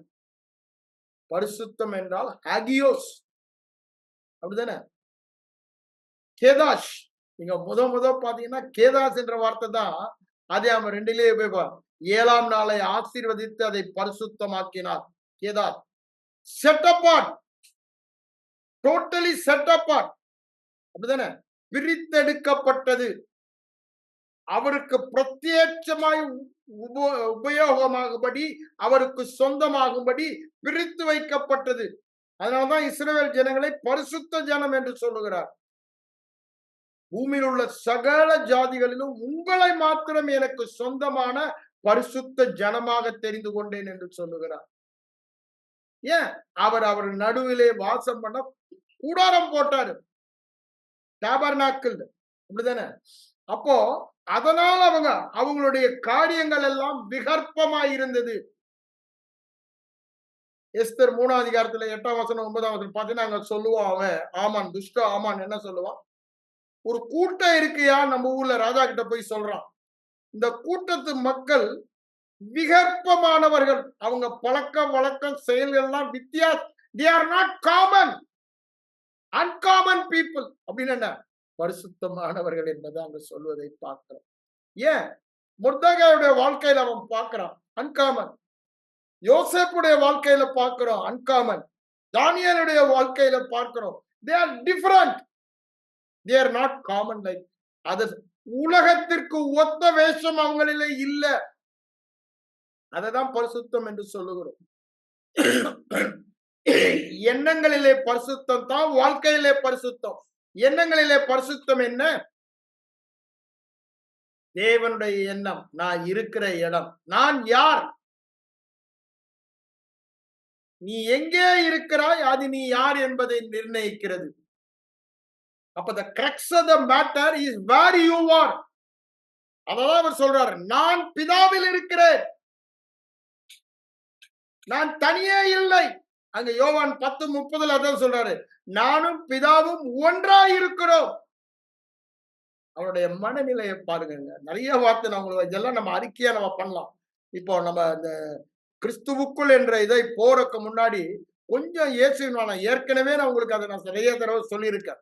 ஜோயி லைஃப்ல சொல்லும் பொழுது திரும்பவும் சொல்ல விரும்பப்படுகிறேன். இது மிக முக்கியமானது. இதை திரும்பவும் நினைப்பூட்ட நான் அசதியாகிறேன். பேதுரு சொல்றாருல, 2 பேதுரு 1ஆம் அதிகாரத்துல அதை தான் நான் உங்களுக்கு திரும்ப சொல்ல விடுறேன். நீங்க யோவான் 5ஆம் அதிகாரத்துல பாருங்க, அவர் என்ன சொல்றாரு பாருங்க. நிறைய இருக்கு, சில காரியங்களை மட்டும் நான் உங்களுக்கு சொல்லி உங்கள் அறிக்கையாக மாற்றிக்கொள்ள சொல்லுகிறேன். இயேசு அவர்களை நோக்கி, பிதா இதுவரைக்கும் கிரியை செய்கிறார், நானும் கிரியை செய்து வருகிறேன். நான் கிறிஸ்துவுக்குள் இருக்கிறபடியால் கிறிஸ்துவே கிரியை செய்கிறார். நம்முடைய அறிக்கை என்ன? நான் கிறிஸ்துவுக்குள் இருப்பதால், கிறிஸ்து எனக்குள் இருப்பதால் கிறிஸ்துவே கிரியை செய்கிறார், நானும் கிரியை செய்கிறேன். ஏன்? நாங்கள் 2 பேரும் ஒன்னாய். அவர் வேறு, நான் வேறு. அவர் வேறு, நான் வேறு என்று இல்லவே இல்லை. நாங்க இருவரும் ஒருவராய் இருக்கோம். அதான் சொல்றாரு, பிதா கிரியை செய்கிறார். அப்ப என்னுடைய அறிக்கை என்னங்க? எழுதி வைத்துக் கொள்ளுங்க, அறிக்கை பண்ணுங்க. கிறிஸ்துவுக்குள் நான் இருக்கிறேன், கிறிஸ்து எனக்குள் இருக்கிறார், கிறிஸ்து கிரியை செய்கிறார், நானும் கிரிய, நாங்கள் இருவரும் ஒருவராய் இருக்கிறோம். கிறிஸ்து கிரியை செய்தால் நான் கிரியை செய்வது, நான் கிரியை செய்தால் அவர் கிரியை செய்வது, நான் பார்த்தால் அவர் பார்ப்பது, அவர் பார்த்தால் நான் பார்ப்பது, நான் பேசினால் அவர் பேசுவது, அவர் பேச. அதுதான் அவர் இங்க சொல்றாரு. இது மனநிலை நமக்கு வர வேண்டுமானால் அறிக்கை தான். அறிக்கையினாலதான் நான் தான் பார்க்கிறேன், நான் தான் செய்கிறேன், நான் தான். அந்த எண்ணம் எடுத்து போட வேண்டும். உலகத்தின் எண்ணம் அதை எடுத்து போட வேத வசனத்தில் இயேசுவானவர் சொன்ன அறிக்கைகளை நாமும் பண்ண வேண்டும். அந்த மனநிலை நமக்கு வர வேண்டும். அதுதான் சொல்றாரு, கிறிஸ்து கிரியை செய்கிறார், நானும் கிரியை செய்கிறேன். கிறிஸ்து என்னில் வாழுகிறார், நானும் வாழுகிறேன். அததான் அவர் அங்க சொல்றாரு. திருப்பி 19ஆம் வசனத்துல பாருங்க, அவர் என்ன சொல்றாரு? பிதாவானவர் செய்ய குமாரன் காண்கிறது. நம்ம என்ன சொல்லுவோம்? கிறிஸ்துவானவர் என்னிலே செய்ய நான் காண்கிறது எதுவோ, கிறிஸ்துவானவர் என்னில் செய்ய நான் காண்கிறது எதுவோ அதையே நானும் செய்கிறேன். நம்ம அறிக்கை அப்படியே இருந்துச்சுன்னா எண்ணங்கள் அப்படியாக மாறும். எண்ணங்களை மாற்றாமல் விசுவாசத்தை மாற்ற முடியாது. விசுவாசத்தை மாற்றாமல் வாழ்க்கையை மாற்ற முடியாது. எண்ணங்களை மாற்ற வேண்டுமானால் நம்முடைய காதில் கேட்பவைகளை மாற்ற வேண்டும். காதில் கேட்பவைகளை மாற்ற வேண்டுமானால் வாயில் பேசுபவைகளை மாற்ற வேண்டும். அப்போ நம்முடைய எண்ணங்கள் உலகத்துக்கு ஒத்த வேஷம் தெரியாமல், என்ன வேஷம்? மனம் எப்படி புதிதாகணுமா?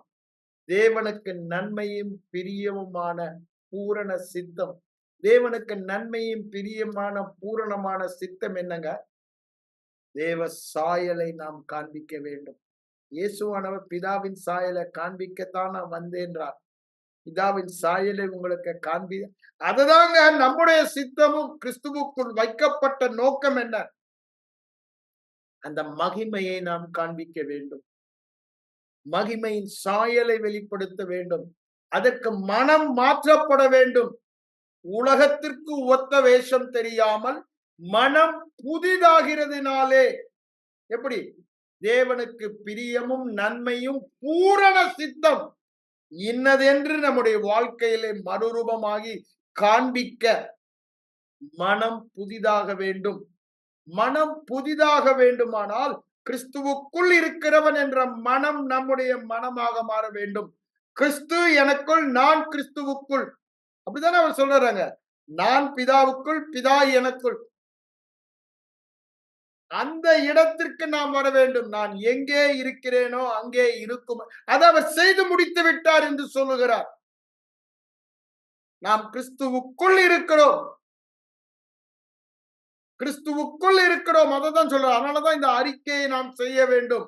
அந்த எண்ணங்கள் இயேசுடைய வாழ்க்கையில் அது பார்க்கிறோம். கிறிஸ்துவானவர் செய்ய நான் காண்கிறது எதுவோ அதையே அன்றி நான் ஏன் நானும் அவரும் ஒன்றாய் இருக்கிறோம். அவைகளே நானும் செய்கிறேன் என்று சொல்லுகிறார். அவருக்கு அப்புறம் அடுத்த வசனம் என்ன சொல்றாரு பாருங்க. அவர் செய்வைகள் எல்லாம் எனக்கு காண்பிக்கிறார். கிறிஸ்துவானவர் என்னிலிருந்து செய்வதெல்லாம் எனக்கு காண்பிக்கிறார். நான் அவருக்குள் இருக்கிறபடியினால் அவர் பார்க்கிற விதமாக நான் பார்க்கிறேன். ஆகவே அவர் செய்கிறதை எல்லாம் நான் பார்க்கிறேன். அதுதான் அவர் அங்க சொல்வதை நாம் பார்க்கிறோம். அதே 26ஆம் வசனத்துல என்ன சொல்றாரு பாருங்க. நாம் கிறிஸ்துவுக்குள் இருக்கிறபடினால் அதே ஜீவனுடையவர்களாய் இருக்கிறோம் என்று சொல்றார். அதை நம்ம அறிக்கை பண்ணணும். நம்முடைய அறிக்கை மாறவே கூடாது. 30ஆம் வசனம் பாருங்க. நானும் அவரும் ஒன்றாய் இருக்கிறோம். நான் அவருக்குள், அவர் எனக்குள் இருக்கிறபடியால் நான் தனியா ஒண்ணுமே செய்யறதே இல்லை. தனியா ஒண்ணுமே நான் செய்யறதே இல்லை. அதான் சொல்ல, சுயமாய் ஒன்றும் செய்கிறது இல்லை. நான் எனக்குரியதை தேடுறதும் இல்லை. எனக்குள்ள வந்தாரே, நான் உனக்குள்ள ஒருவருக்குள்ள இருக்கிறேனே, அவருடையதை தான் நான் தேடுகிறேன். இதெல்லாம் நம்முடைய அறிக்கையாக வேண்டும். அப்படியே வரிசையா நீங்க பார்த்து கொண்டே போலாம். 6ஆம் அதிகாரத்துல 57 நான் ஏற்கனவே உங்களுக்கு சொல்லிட்டேன். ஜீவனுள்ள பிதா என்னை அனுப்பினது போல நான் பிதாவினால் பிழைக்கிறது போல. நான் பிழைக்கிறது எதனால பிழைக்கிறேன்? நான் இருக்கிற கிறிஸ்துவுக்குள் இருந்து நான் பிழைக்கிறேன். நான் கிறிஸ்துவுக்குள் இருந்து பிழைக்கிறேன். நான் கிறிஸ்துவுக்குள் இருந்து அசைகிறேன். கிறிஸ்துவுக்குள் இருந்து வாழ்கிறேன் என்று அவர் அங்கு சொல்வதை எல்லாம் பார்க்கலாம். 29ஆம் வசனத்துல என்ன சொல்றாரு பாருங்க. 7ஆம் அதிகாரத்துல நானே அவரை அறிந்திருக்கிறேன். அவர் என்னை அனுப்பினபடினால், நான் அவருக்குள் இருக்கிறபடினால் நான் அவரை அறிந்திருக்கிறேன். இதை நம்ம அறிக்கை பண்ணணும். அறிக்கை பண்ணிக்கொண்டே இருக்க வேண்டும். அப்படியே வாங்க 8ஆம் அதிகாரத்துல நிறைய சொல்லுவாரு, நம்ம பார்க்கலாம். 8ஆம் அதிகாரத்துக்கு வந்தீங்கன்னா அவர் சொல்லுவாரு. அங்க 8ஆம் அதிகாரத்துல அவர் என்ன சொல்லுவாரு பாருங்க. 28ஆம் வசனத்துல என்ன சொல்றாரு பாருங்க. நான் சுயமாய் ஒன்றுமே செய்யாமல் கிறிஸ்து ஆவியானவர் எனக்கு போதித்தபடியே இவைகளை பேசுகிறேன், இவைகளை செய்கிறேன் என்று அறிக்கை பண்ண வேண்டும். கிறிஸ்துவின் ஆவியானவர் எனக்குள் வந்தார். அவர் எனக்கு போதித்தபடியே, அவர் சகல சத்தியத்துக்குள்ளும் என்னை போதித்து நடத்துவார். இது நம்முடைய அறிக்கையாக வேண்டும். நான் அவருக்குள் இருக்கிறேன், அவர் எனக்குள் இருக்கிறார். என்னை தனியே இருக்க விடவில்லை. 29 சொல்றாரு பாருங்க. நான் அவருக்குள், அவர் எனக்குள்ள. காரணம் என்ன? நான் தனியாவே இல்லை. அப்ப மனநிலை எப்பொழுதுமே நான் அவருக்குள், அவர் எனக்குள், அந்த மனநிலையில் இருக்கிறார். அததான் அங்க அவர் சொல்வதை பார்க்கிறோம் 8ஆம் அதிகாரத்துல. திரும்பவும் 10ஆம் அதிகாரத்துக்கு வாங்க. 10ஆம் அதிகாரத்துல அவர் சொல்வதை பார்க்கலாம். 30ஆம் வசனம் வாங்க. நானும் பிதாவும் ஒன்றாய் இருக்கிறோம். நானும் கிறிஸ்து. நம்முடைய அறிக்கை என்ன? நானும் கிறிஸ்துவும் ஒன்றாய் இருக்கிறோம். நானும் கிறிஸ்துவும் ஒன்றாய் இருக்கிறோம். நான் கிறிஸ்துவுக்குள் இருக்கிறேன், கிறிஸ்து எனக்குள் இருக்கிறார். நான் அவரோடு இசைந்து இருக்கிறேன், ஒரே ஆவியாய் இருக்கிறேன். இத சொல்லி சொல்லி சொல்லி சொல்லி சொல்லி நம்முடைய மனதின் எண்ணங்களை புதிதாக்க வேண்டும். அறிக்கை செய்யாமல் எண்ணங்களை மாற்றவே முடியாது. திரும்பவும் சொல்லுகிறேன், நீங்க எதை வாயில சொல்றீங்களோ அப்பொழுது இருதயத்திலே ஒரு படம் உருவாகிறது. அப்ப வாயில சொல்லுகிற படம் பழைய படத்தை தள்ளி போடுகிறது. திரும்ப திரும்ப சொல்லும் பொழுது இந்த படம் ஒரு பெர்மனன்ட் காட்சியாக நம்முடைய இருதயத்திலே உருவாகிறது. அந்தபடிதான் நம்ம சிருஷ்டித்திருக்காரு. இப்ப பாருங்க, கவலைப்படுறதுல எவ்வளவு தூரத்துக்கு நம்ம ஒண்ணுமே நடக்கல. கவலைப்படுறது பயம் என்னமோ நடக்க போகுதா, என்னமோ அதை இருதயத்துல ஒரு படமா வைக்கிறனால தான் கவலை, பயமே. ஏன்? தவறான எதிர்பார்ப்பு, தவறான படம் இருதயத்திலே. கான்பிடன்ட் எக்ஸ்பெக்டேஷன் ஆஃப் குட்ன்றதை விட கிறிஸ்தவர்களுக்கு என்ன இருக்குது? கான்பிடன்ட் எக்ஸ்பெக்டேஷன் ஆஃப் பேட் தான் இருக்கு. ஏன்? கிறிஸ்துவுக்குள் இருக்கிறத நினைத்தா தானே நல்லதை நினைக்க முடியும். உலகத்துல இருக்கிற நினைக்கும் போது உலகத்துல தீமைதான், அந்த நினைவு தான் இருக்கும். அதனாலதான் அந்த படம் வந்தனாலதான் கவலை. சோ நெகட்டிவ் மெடிடேஷன்லயே கில்லேடிகளா இருக்காங்க. அப்படிதானே? கவலைப்படுறதுலயும் பயப்படுறதுலயும் ஒண்ணுமே நடந்திருக்காது. சில பெண்களை பாருங்க, அவங்க வீட்டுல வர கொஞ்சம் லேட் ஆயிடுச்சா என்னமோ நடந்துச்சுன்னு நல்லது நினைக்க மாட்டாங்க. கெட்ட அந்த நினைவுகள் தான் இருதயத்துல வரும். இது பிசாசு கொடுக்கிறது. அதுல எல்லாம் எக்ஸ்பர்ட். அப்படி ஒரு படத்தை கொண்டாந்துருவாங்க. கவலைப்படுறதுக்கும் பயப்படுறதுக்கும் ஆங்ஸியஸ், அந்த ஆங்ஸைட்டி வர்றதுக்கும் ஒரு படம் வந்துடும். ஆனா இவைகளையே சிந்தித்துக் கொண்டிருங்கன்றாரு பிலிப்பியர் 4:6 4:6 8 வரைக்கும் வாசித்து பாருங்க. எல்லா புத்திக்கும் மேலான தேவ சமாதானம் ஜீவன் உங்க இருதயத்தை நிரப்பனா தேவனுடைய வார்த்தை. அதுதான் புண்ணியம், புகழ், புகழ்ச்சி, விசுவாசம், கீர்த்தி உண்டாக்குகிறது. அதை தான் நம்ம நினைத்து கொண்டு இருக்க வேண்டும். ஆண்டவருடைய நினைவுகள் எல்லாம் தான் இப்ப நம்ம பாசுகிறோம். என்ன நினைவா இருக்கிறது? நான் ஒரு நாளும் தனியா இல்லை. பிதாவுக்குள்ள இருக்கேன், பிதா எனக்குள்ள இருக்காரு, நாங்க 2 பேரும் சேர்ந்தாரு. அப்ப நம்முடைய நினைவு என்ன? நான் ஒரு நாளும் தனியா இல்லை, நான் கிறிஸ்துவுக்குள்ள இருக்கேன், கிறிஸ்து எனக்குள்ள இருக்கா. இத அவரே சொன்னாரானால் நம்ம சொல்லாம இருக்க முடியுமாங்க? மனுஷகுமாரனாக வந்த தேவகுமாரன் அவருடைய வெற்றி வாழ்க்கையின் ரகசியத்தை யோவான் அப்போஸ்தலன் மூலமாக இந்த சுவிசேஷத்தில் எழுதப்பட்டிருக்கிறது. நானும் அவரும் ஒன்றாய் இருக்கிறோம் என்று சொல்லுகிறார். அது மட்டும் சொல்றாரா? 36 வசனத்துல பாருங்க, பிதாவினால் பரிசுத்தமாக்கப்பட்டு உலகத்துல நான் இருக்கிறேன்றார். நம்ம கிறிஸ்துவினால், கிறிஸ்துவுக்குள் வைத்தபடியினால் நான் பரிசுத்தமாக்கப்பட்டு உலகத்திலே ஊழியம் செய்கிறேன், அவரை பிரதிபலிக்கிறேன். 38 வசனம் திருப்பி சொல்றாரு பாருங்க, பிதா என்னிலும் நான் அவரிலும். நம்ம சொல்ல வேண்டியது என்ன? கிறிஸ்து என்னிலும் நான் கிறிஸ்துவிலும், கிறிஸ்து என்னிலும் நான் கிறிஸ்துவிலும். ஏன்? நான் செய்கிற கிரியைகள் அறிக்கை பண்ணுங்க. இல்லாதவைகளை இருக்கிறது போல் அழைக்கிற தேவன் நம்முடைய தேவன். ஐயா அவர் செய்தார் கிரியை, அதனால அவர் சொன்னார் நான் சொல்ல முடியாதுன்னு சொல்லாதீங்க. ஆவிக்குரிய மண்டலத்திலே அவரோடு இணைந்து இருக்கிறோம். கிறிஸ்துவுக்குள் என்று சொல்லும் பொழுது சுவிசேஷத்துல அவருக்குள்ள இருந்து அவரோடு இணைந்து நாம் செய்கிற கிரிகளை பார்க்கிறபடினால இதை நாம் அறிக்கை பண்ண முடியும். அதனாலதான் அங்க யோவான் 14:12 சொல்றாரு, மெய்யாகவே மெய்யாகவே உங்களுக்கு சொல்லுகிறேன், நான் பிதாவினிடத்தில் போகிறபடியினால் என்றென்றுமாய் தேற்றரவாளன் திரியேக தேவனாக நான் வந்து உங்களுக்குள் வாசம் பண்ணுகிறபடியால், நீங்க எனக்குள்ள இருக்கிறபடியால் நான் செய்த கிரியைகளின் செய்வீர்கள், அதற்கு மேலானவைகளின் செய்வீர்கள் என்று சொல்லுகிறார். அப்போ இந்த 38ஆம் வசனத்தை நம்ம அறிக்கைப்படுவது எவ்வளவு தேவையாயிருக்கிறது? என்ன தேவையாயிருக்கிறது? பிதா என்னிலும் அல்லது கிறிஸ்து என்னிலும் நான் கிறிஸ்துவிலும் இருக்கிறதை என் கிரியைகள் உங்களுக்கு காண்பிக்கும் என்று சொல்லுங்கள். அந்த எண்ணம் வந்தால் நம்முடைய கிரியைகள் கிறிஸ்துவின் கிரியையாக தான் இருக்கும். ஏன் கிறிஸ்துவின் கிரியை வெளிப்படவில்லை? எண்ணங்கள் மாற்றப்படவில்லை. எண்ணங்கள் கிறிஸ்து என்னிலும் நான் கிறிஸ்துவிலும் என்ற எண்ணம் வரவில்லை. இன்னும் நான் நானாதான் இருக்கேன்னு நினைத்துக் கொண்டேன். நான் அல்ல, நான் கிறிஸ்துவுக்குள்ள இருக்கேன், கிறிஸ்து எனக்குள்ள இருக்கா. நான் என்ன செய்கிறேன் என்பதல்ல, நான் எங்கே இருக்கிறேன். திரும்பவும் சொல்றேன், நான் என்ன செய்கிறேன் என்பதல்ல, நான் எங்கே இருக்கிறேன் என்பது நான் யார் என்பதை நிர்ணயிக்கிறது. நான் கிறிஸ்துவுக்குள் இருக்கிறபடியால் புது சிருஷ்டி. கிறிஸ்துவை போலவே இருக்கிறேன், பரிசுத்தமாய் இருக்கிறேன், அவரோடு கூட உன்னதங்களிலே வீற்றிருக்கிறேன். எல்லா இடங்களிலும் வெற்றி சிறந்து அவருடைய வாசனையை வீச பண்ணுகிறேன்.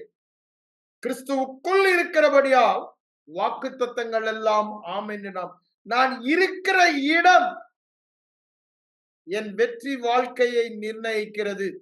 நான் செய்கிற காரியம் அல்ல, நான் கிறிஸ்துவுக்குள் இருக்கிறபடியால் நான் யாராக இருக்கிறேன் என்று விசுவாசிக்கிறேன், நினைவு கூறுகிறேன், அந்த நினைவுகளின்படி வாழ்கிறேன். அதனாலதான் நான் திரும்ப திரும்ப இதை உங்களுக்கு சொல்லிக் கொண்டே இருக்கிறேன். நம்முடைய அறிக்கை எல்லாம் நான் எங்கே இருக்கிறேன், நான் கிறிஸ்துவிலும் கிறிஸ்து என்னிலும், நான் கிறிஸ்துவிலும் கிறிஸ்து என்னிலும். ஆகவே என் கிரியைகள் எல்லாம் கிறிஸ்துவின் கிரியைகள். அவரிலே பிழைக்கிறேன், அவரிலே அசைகிறேன், அவரிலே வாழ்கிறேன்.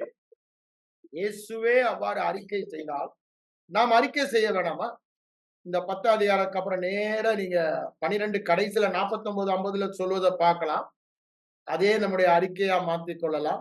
நேரம் இல்லை, நீங்க நோட் பண்ணிக்கோங்க. 12, 49, 50. அதுக்கப்புறம் 14 அதிகாரத்துக்கு வந்து நாங்க நிறைய இருக்கு, அதனாலதான் நாங்க வந்துடுறேன் இப்ப நேரம். 10ஆம் வசனத்துல அவர் சொன்னதை திரும்ப வர உங்களுக்கு. நான் பிதாவிலும் பிதா என்னிலும். அப்படி நம்ம அறிக்கை என்னங்க? நான் கிறிஸ்துவிலும் கிறிஸ்து என்னிலும். நம்ம பார்த்தே சொல்லணும். உலகத்தை பார்த்து சொல்லணும், பிசாசை பார்த்து சொல்லணும். 3 இடத்துல சொல்லணும். ஆண்டவரை பார்த்து இல்ல, நம்ம பார்த்து. என் ஆத்துமாவே நான் கிறிஸ்துவிலும் கிறிஸ்து என்னிலும் இருக்கிறது நீ இன்னும் அறியவில்லை. பவுல் அடிக்கடி நீங்கள் அறியீர்களா, நீங்கள் தேவனுடைய ஆலயம் என்று அறியீர்களா, தேவனுடைய ஆவி உங்களில் வாசமாய் இருக்கிறார் என்று அறியீர்களா அப்படின்னு ஒரு கேள்வி கேட்பார். எதற்கு? நம்மை நாமே கேள்வி கேட்டுக்கொள்றோம். இப்ப நம்மை நாம என்ன கேட்கணும்? என் ஆத்மாவே நான் கிறிஸ்துவிலும் கிறிஸ்து என்னிலும் இருக்கிறது நீ அறியவில்லையா? அறிந்து கொள். எப்போ ஆத்மா அறிந்து கொள்ளும்? நான் வாயை திறந்து சொல்லும் பொழுதுதான். ஆத்மா அறிவில்லாமல் இருப்பது நல்லதல்ல, நீதிமொழிகள்ல சொல்றாரு. ஆத்மா தேவனை பற்றிய அறிவு, நான் யார் என்ற அறிவு, தேவனை பற்றிய நான் யார் என்று எப்ப அறிய முடியும்? கிறிஸ்துவ யார் என்று அறிந்தாதான் நான் யார் என்பதை அறிய வேண்டிய. அவரை பற்றிய உண்மை எல்லாம் என்னை பற்றிய உண்மை. தேவனை பற்றிய அறிகிற அறிவினாலே, அப்படித்தானே சொல்றாரு. 2 பேதுரு 1 அதிகாரம் 3, 4 வசனங்களை பாருங்க. திவ்ய சுபாவத்துக்கு பங்குறோம், கிருப, சமாதானம், உலகத்தின் கேடுக்கு தப்புறோம், எல்லாம் வரிசையா லிஸ்ட் போட்டு சொல்லிட்டு போறாரு. எப்பங்க?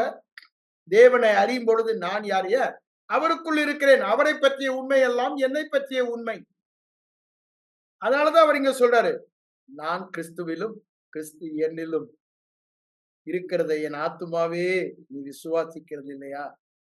டேய் பிசாச வந்து நமக்கு தவறான பொய்ய சொல்றான, அவனை பார்த்து நான் கிறிஸ்துவுக்குள் இருக்கேன், என்னை பார்த்து நீ உன்னை என்ன தேவன் அங்கீகரி. ஏற்கனவே நாங்க உள்ள இருக்கேன்டா, என்னடா அங்கீகரிக்க வேண்டியது இருக்கு? நம்மை பார்த்து பேசலாம், பிசாசை பார்த்து பேசலாம். உலக மக்கள் தவறான காரியங்களை நமக்கு சொல்லும் பொழுது, போதகர்களே தவறா சொல்லுவாங்க. சொல்லும் பொழுது நான் கிறிஸ்துவுக்குள்ளும் கிறிஸ்து எனக்குள் இருக்கிறார் பாஸ்டர், உங்களுக்கு தெரியாதா? சொல்லலாம். வேத வசனம் எழுதியிருக்கிற சத்தியத்தை சொல்லதான் நம்ம வச்சிருக்கிறாரு. சாட்சியின் வசனத்தினாலும் ஆட்டுக்குட்டியின் ரத்தத்தினாலும் அவனை ஜெயித்தார். ஏன்? அவன் பொய் சொல்லிக்கொண்டேதான் இருப்பான். அந்த பொய்யை மேற்கொள்வது 2 தான். ப்ரூஃப பாரு, இயேசுவின் ரத்தத்தை பாரு, சாட்சியின் வசனத்தை பாரு. நான் கிறிஸ்துவுக்குள் கிறிஸ்து எனக்குள். இனி நான் உள்ள போக போறதில்லை, இனி நான் அங்கீகரிக்கப்பட போவதில்லை, இனி நான் ஏற்றுக்கொள்ள போவதில்லை. ஏற்கனவே அவரோடு ஒன்றாக நான் கலந்து விட்டேன், அவருக்குள் அவர் எனக்குள்.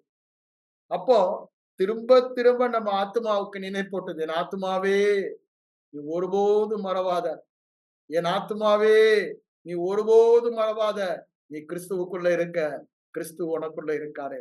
என் ஆத்மாவே நீ ஒருபோதும் மறவாத, திரும்ப திரும்ப திரும்ப திரும்ப நம்மை நினைப்பூட்ட வேண்டிய சத்தியங்க. இந்த சத்தியத்தை எவ்வளவுக்கு எவ்வளவு நினைப்பூட்டுறோமோ அவ்வளவுக்கு அவ்வளவு நம்ம மனம் புதிதாகும். என்ன எப்படி புதிதாகும்? நான் கிறிஸ்துவுக்குள்ள இருக்கேன், கிறிஸ்து எனக்குள்ள இருக்கார். ஏன் திரும்ப திரும்ப என் ஆத்மாவோட அதுதான் மட்டரிங் தியானமே அதுதான். தியானம் என்றால் என்னங்க? திரும்ப திரும்ப நம்ம ஆத்மாவுக்கு நினைப்பூட்டுவது. திரும்ப திரும்ப ஆண்டவர் என்ன சொல்றாரோ நம்ம ஆவியிலே பேசி ஆத்மாவை நினைப்பூட்ட. ஏன் ஆவியில நான் என்னவா இருக்கிறேன்? ஆவியிலே கிறிஸ்துவுக்குள் இருக்கிறபடியால் கிறிஸ்துவை பற்றி உண்மையெல்லாம் என்னை பெற அத என் ஆத்மாவுக்கு நான் நினைப்பூட்ட வேண்டும்.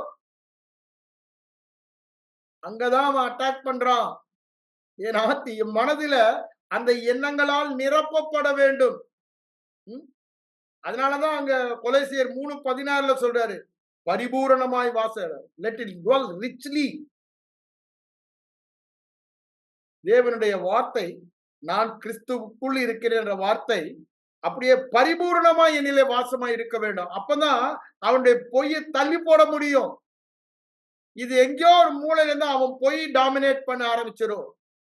எல்லா காவலோடும் நம்முடைய இருதயத்தை இந்த எண்ணங்களால் எந்த எண்ணம்? நான் கிறிஸ்துவுக்குள், கிறிஸ்து எனக்குள், நான் பிதாவிலும் பிதா என்னிலும் அவர் சொல்றாரு பாருங்க. பிதாவானவரே இப்ப இந்த எண்ணம் வந்துருச்சுன்னா நான் செஞ்சேன்ற எண்ணமே வராது. அப்படிதானே? பேதுரு மாதிரி அங்க 3ஆம் அதிகாரம் ஆக்ட்ஸ் 3ல நம்ம பாக்குறோம்ல, எங்களை ஏன் எனக்குள் இருப்பவர். இது எப்படி நடந்துன்னு கேக்குறீங்களா? அவருடைய நாமமே இயேசு கிறிஸ்துவினால் எங்களுக்கு கொடுக்கப்பட்ட விசுவாசமே எல்லாமே அவர்தான். நாங்க அததான் அங்க சொல்ல வராரு. ஆனா அவன்கிட்ட சொல்லும் பொழுது எனக்குள் உள்ளதை உனக்கு தருகிறேன். நான் கிறிஸ்துவுக்குள் இருக்கிறபடியால் கிறிஸ்துவுக்குரியதெல்லாம் எனக்குரியது. அதனால என்ன நோக்கி பாடுறான், எனக்குரியதை நான் உனக்கு தரேன்றாரு. என்ன எண்ணம்? கிறிஸ்துவுக்குரியதெல்லாம் எனக்குரியது. காரணம் என்ன? நான் கிறிஸ்துவ அதுதான் அங்க சொல்றாரு. எப்படா அற்புதம் பண்ணி கேட்கும்போது அந்த 3ஆம் அதிகாரத்திலும் சரி, பின்னால 4, 5ஆம் அதிகாரத்துல அவங்க பிரதான ஆசிரியர்கள் விசாரிக்கும் பொழுது அதை தான் அவர் சொல்வதை நம்ம பார்க்கிறோம். ஆண்டவர் அதான் சொல்லுகிறாரு, என்னில் வாசமாய் இருக்கிற பிதாவா. நம்ம என்ன சொல்ல போறோம்? என்னில் வாசமாய் இருக்கிற திரியேக தேவன் கிறிஸ்துவின் ஆவியானவரே இந்த கிரியைகளை செய்கிறார். கிறிஸ்துவின் ஆவியானவரே அற்புதங்களை என் மூலமாக செய்கிறார். பரிசுத்தமான வாழ்க்கை வாழ்கிறார், சுகமான வாழ்க்கை வாழ்கிறார், வெற்றியான யாரு? நான் கிறிஸ்துவுக்குள், கிறிஸ்துவ எனக்குள், அவரே வாழ்கிறார். அததான் இங்க இயேசுவான். அதுதான் இங்க பவுலடிகளார் அறிக்கை பண்ணுவதை நம்ம பார்க்கிறோம். இதை திரும்ப பாருங்க, 12ஆம் வசனத்துல அதான் சொல்றாரு, என்னை விசுவாசிக்கிறவன். அப்ப என்னங்க? நான் யார்? நான் கிறிஸ்துவை விசுவாசிப்பவன், கிறிஸ்துவுக்குள் இருக்கிறேன் என்பதை விசுவாசிப்பவன், கிறிஸ்துவ இருக்கும் இடத்தில் நானும் இருக்கிறேன், நான் கிறிஸ்துவுக்குள், கிறிஸ்து எனக்குள் என்று விசுவாசிப்பவன். ஆகவே கிறிஸ்துவே என் மூலம் கிரியை செய்கிறார், கிறிஸ்துவின் கிரியைகள் என் மூலம் வெளிப்படுகிறது. இதை நாம் அறிக்கை செய்ய வேண்டும். இதே நீங்க பார்த்து கொண்டே போகலாம். அதுக்கு பின்னாடி கூட அவர் சொல்வதை நாம் பார்க்கலாம். அதே 14ஆம் அதிகாரத்துல, நான் உங்களுக்குள்ளே வாசம் பண்ணி உங்களுக்குள்ளே இருப்பதால் நீங்கள் என்னை அறிவீர்கள் என்று 17ஆம் வசனத்தில் சொல்றாங்க. இப்ப நம்ம அறிக்கை என்ன? நான் கிறிஸ்துவுக்குள் இருப்பதா, கிறிஸ்து எனக்குள் இருப்பதா, நான் அவரை அறிவேன். நாங்க 2 பேரும் ஒன்றா இருப்போம். அடிக்கடி நாங்க 2 பேரும் சம்பாஷிப்போம். நாங்க சம்பாஷிக்கிறனால நாங்க அவரை அறிந்து கொள்ளுவோம். அவங்க வந்து எங்களுக்குள்ளே வாசமாய் இருக்கிறபடியா நான் அவரை அறிவேன். இது நம்முடைய அறிக்கையாக மாற வேண்டும். அறிக்கையை சாதாரண தயசே கிறிஸ்தவமே ஒரு மாபெரும் அறிக்கையின் மார்க்கம் தான். அறிக்கையின் மார்க்கம் தான் கிறிஸ்தவம். அறிக்கையை எடுத்து விட்டா கிறிஸ்தவமே அல்ல. It is not a religion. Do and don't. செய்யாதே என்று சொல்லுகிறது கிறிஸ்தவம் அல்ல, அது மதம். A Christian is not one who will not do or will do. Christian is the one who has a person called Christ himself. கிறிஸ்தவன் என்பவன் கிறிஸ்துவை உடையவன். The speciality என்னங்க? The special Christ. he in Christ and Christ in him. இதை செய்பவன் அதை செய்யாதவன் என்பது அல்ல, அது ஆட்டோமேட்டிக்கா. ஏன்? அவரை உடையவன் அவர் தான் எல்லாம் செய்யறாருன்னா, அவர் எது நல்லது கெட்டது அவர் செய்யற காரியம், இது உன்னை சார்ந்தது அல்ல. அதனாலதான் இது செய்யலாமா அதை செய்யக்கூடாதா என்ற கேள்விக்கு இடமே இல்லை, எப்படி என்ற கேள்விக்கு இடமே இல்லை. என்ன கேள்விதான்? நீ எங்கே இருக்கிறாய்? நீ எங்கே இருக்கிறாய்? நீ எங்கே இருக்கிறாய்? அதாமே நீ எங்கே இருக்கிறாய்? இல்லனா கிறிஸ்து எங்கே இருக்கிறார்? யூதருக்கு ராஜாவாக பிறந்தவர் எங்கே இருக்கிறார்? எனக்குள் இருக்கிறார், நான் அவருக்குள் இருக்கிறேன். அப்போ ஆளுகை அதிக நிச்சயம். ஏன் ராஜா? அந்த ஆளுகை எனது நிச்சயம், அவரை நாங்கள் அறிவோம் என்று நீங்க சொல்வதை நாம் பார்க்கிறோம். அப்படியே நீங்க பார்த்து கொண்டா 16 அதிகாரத்துல நிறைய காரியங்களை சொல்லுவார், அவைகள் எல்லாம் நம்ம அறிக்கையாக மாற்றிக்கொள்ளலாம். 17 அதிகாரம் வந்த பிறகு அவரே சொல்ல, எல்லாமே நீங்க எனக்கு தந்தது என்றார் பிதாவை பார்த்து. நம்ம என்ன சொல்றோம்? எனக்குரியதெல்லாம் உமக்குரியது, உமக்குரியதெல்லாம் எனக்குரியது, எனக்கு தந்தவைகள் எல்லாம் உம்மாலே எனக்கு. அப்படிதானே? அததான் அவர் அங்க திரும்ப திரும்ப சொல்றாரு. 7 அதிகாரத்திலையும் பாருங்க, 17:7-10 அவர் சொல்லுவதை நாம பார்க்கிறோம். 7ஆம் வசனம் 10ஆம் வசனம். அது மாதிரி நிறைய யோவான் சுவிசேஷத்துல நிறைய இருக்கு, நமக்கு நேரம் இல்லை. நான் எதுக்கு இதை சொல்ல வரேன்? கிறிஸ்து இயேசுவில் இருந்த சிந்தை என்ன சிந்தை? நான் பிதாவுக்குள், பிதா எனக்குள். அப்ப என்னுடைய சிந்தை என்ன? நான் கிறிஸ்துவுக்குள், கிறிஸ்து எனக்குள். இந்த சிந்தையை அறிக்கை பண்ணி இதுதாங்க கிறிஸ்தவ வெற்றி வாழ்க்கையின் சாராம்சமே. அதனாலதான் சொல்றோம் கிறிஸ்தவ வாழ்க்கை சுலபம். அறிக்கை செய்வது கஷ்டமா? பிசாசுடைய பேச்சை கேட்டா அறிக்கை செய்வது கஷ்டம். தேவன் சொல்வதை வேதத்துல தியானிக்க ஆரம்பிச்சீங்கன்னா அறிக்கை என்பது சுலபம். இந்த வார்த்தை உன் வாயிலும் இருதயத்திலும் இருக்க வேண்டும். இது நாங்கள் பிரசங்கிக்கிற விசுவாச வார்த்தை. சுவிசேஷம் என்ன? சுவிசேஷம் நீ கிறிஸ்துவுக்குள் இருக்கிறாய், கிறிஸ்து உனக்குள் இருக்கிறார். நீ இருக்கும் இடத்தை நீ அறிந்து கொள். நீ கிறிஸ்துவுக்குள் இருக்கிறபடியால் அவரை பற்றிய உண்மை எல்லாம் உன்னை பற்றிய உண்மை. இனி நீ அதை அடைய வேண்டும் என்று முயற்சிக்க தேவையில்லை. ஏற்கனவே நீ கிறிஸ்துவாய் இருக்கிறாய். கிறிஸ்துவுக்கும் பேலியாளுக்கும் சம்பந்தம் ஏது? ஏற்கனவே நீ நீதியாய் இருக்கிறாய். நீதிக்கும் திரும்ப உங்களை பார்த்து பேசுங்க, உலகத்தை பார்த்து பேசுங்க, பிசாசை பார்த்து பேசுங்க. நீ தேவனுடைய ஆலயமாய் இருக்கிறாய். விக்கிரத்துக்கும் தேவனுடைய ஆலயம். அப்படியே ஒவ்வொன்றையும் நீங்கள் அறியீர்களா என்று கேட்கிறார். நம்மை பார்த்து நம்ம கேட்கணும், என் ஆத்துமாவே நீ எங்கே இருக்கிறாய்? நீ கிறிஸ்துவுக்குள் இருக்கிறபடியால் நீ யாராய் இருக்கிறாய் என்று நீ அறியாயா? இது நாம் பேச வேண்டிய காரியம். இது உன் வாயிலும் உன் இருதயத்திலும் இருக்க வேண்டும். இந்த வேதத்திலே அவர் சொல்லுகிறாரே சத்தியம், நீ கிறிஸ்துவுக்குள் இருக்கிறாய் என்று ஆரம்பிக்கிறாரே அந்த நற்செய்தி சுவிசேஷம், அது என் வாயிலே பிரியாதிருக்க வேண்டும். என் வாயை விட்டு பிரியாது இருந்தால்தான் அது என் கண்களை விட்டு பிரியாதிருக்க வேண்டும். கண்ணுனா மாம்ச கண்ணு நான் கையில காமிச்சனால அதை நினைக்காதீங்க. இருதய கண்களை சொல்லுகிறோம். இருதய கண்களில் நாம் எதை பார்க்கிறோமோ அதுதான் நிஜ வாழ்க்கையிலே வெளிப்படும். இருதய கண்களிலே வருகிற காட்சி அப்படிதானே? மனிதன் அந்த மாதிரி படம் பிடித்து பார்க்க கூடியவனாக ஆண்டவர் சிருஷ்டித்திருக்கிறார். என்ன படம்? இந்த பிக்சர் புக் பைபிள்ல சுவிசேஷம் நல்ல செய்தி என்னை குறித்த படத்தை காண்பிக்கிறது. என்ன படம்? நான் கிறிஸ்துவுக்குள் இருக்கிறேன். கிறிஸ்துவை வேதத்துல எங்க பார்த்தாலும் வேதம் முழுவதும் கிறிஸ்துவை காண்பிக்கிறது. கிறிஸ்துவை மாத்திரமா காண்பிக்கிறது? அவருக்குள் இருக்கிற என்னையும் காண்பிக்கிறது. கிறிஸ்துவுக்குள் இருக்கிறபடினாலே வேதம் முழுவதும் என்னை காண்பிக்கிறது, என்னை குறித்து எழுதி இருக்கிறது. நான் காரணம், நான் கிறிஸ்துவுக்குள் இருக்கிறேன் என்ற அந்த சத்தியம் நம்முடைய மனதிலே ஒரு அரணாக வரும் வரை அதை வாயிலே நாம் பேசிக்கொண்டே இருக்க வேண்டும். நமக்கு நாமே பேச வேண்டும். எதிர்மாறான சூழ்நிலை வரும் பொழுது சூழ்நிலைகளை பார்த்து பேச வேண்டும். நான் யார் கண்டிப்பா. என்று தெரியாதா? நான் கிறிஸ்துவுக்குள் இருக்கிறபடினால சூழ்நிலைகளை பார்த்து பேச வேண்டும். சத்துருடைய பொய்யான எண்ணங்களை பார்த்து நாம் பேச வேண்டும். உலக மக்கள் நம்மை குறித்து பேசுகிற காரியங்களுக்கு எது அதுதான் சொல்றாரு. உனக்கு விரோதமாய் எழும்பும் எந்த நாவையும் நீ குற்றப்படுத்துவாய். எப்படிங்க? நான் என்னவாக இருக்கிறேன் என்று சொல்லும் பொழுது அந்த நாவை குற்றப்படுத்துகிறோம். அந்த ஆயுதங்கள் அந்த ஆயுதம் என்ன? அவர்கள் மூலமாய் கேட்கிற வார்த்தைகள் நம்முடைய இருதயத்திலே படமாக வந்து ஆயுதமாக அரணாக மாறுகிறது. அப்போ நாம் செய்ய வேண்டிய காரியம் இருக்கிறது. நாம் செய்ய வேண்டியது இருக்கிறது. அதனாலதான் திரும்பவும் சொல்லுகிறேன். கிறிஸ்தவத்துல ரொம்ப நம்ம ஏமாந்து போனதெல்லாம் ஜெபம் ஜெபம் ஜெபம் ஜெபம். நான் ஜெபத்திற்கு எதிர்த்தவன் அல்ல.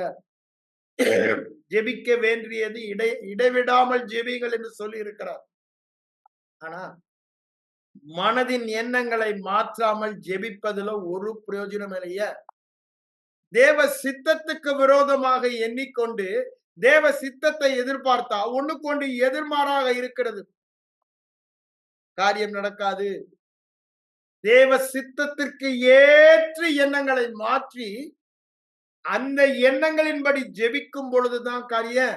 ஒரு மனிதன் எப்படி நினைக்கிறானோ அப்படியே அவன் அதுதான் அவனுக்கு நடக்கும். உன் விசுவாசத்தின்படி உனக்கு ஆகும்.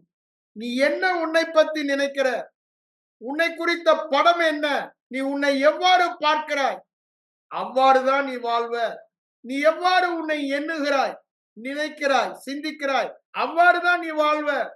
உன்னை குறித்த உன் இருதய காட்சி என்ன, படம் என்ன, அதன்படிதான் நீ வாழ்வ. உன் இருதயத்தின் விசுவாச படம் என்ன?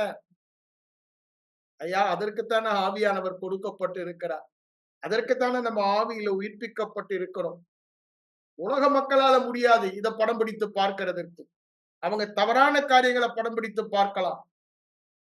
ஆனா நமக்கு ஒரு மேம்படும் பாக்கிய ஆவி உயிர்ப்பிக்கப்பட்டு இருக்கிறது.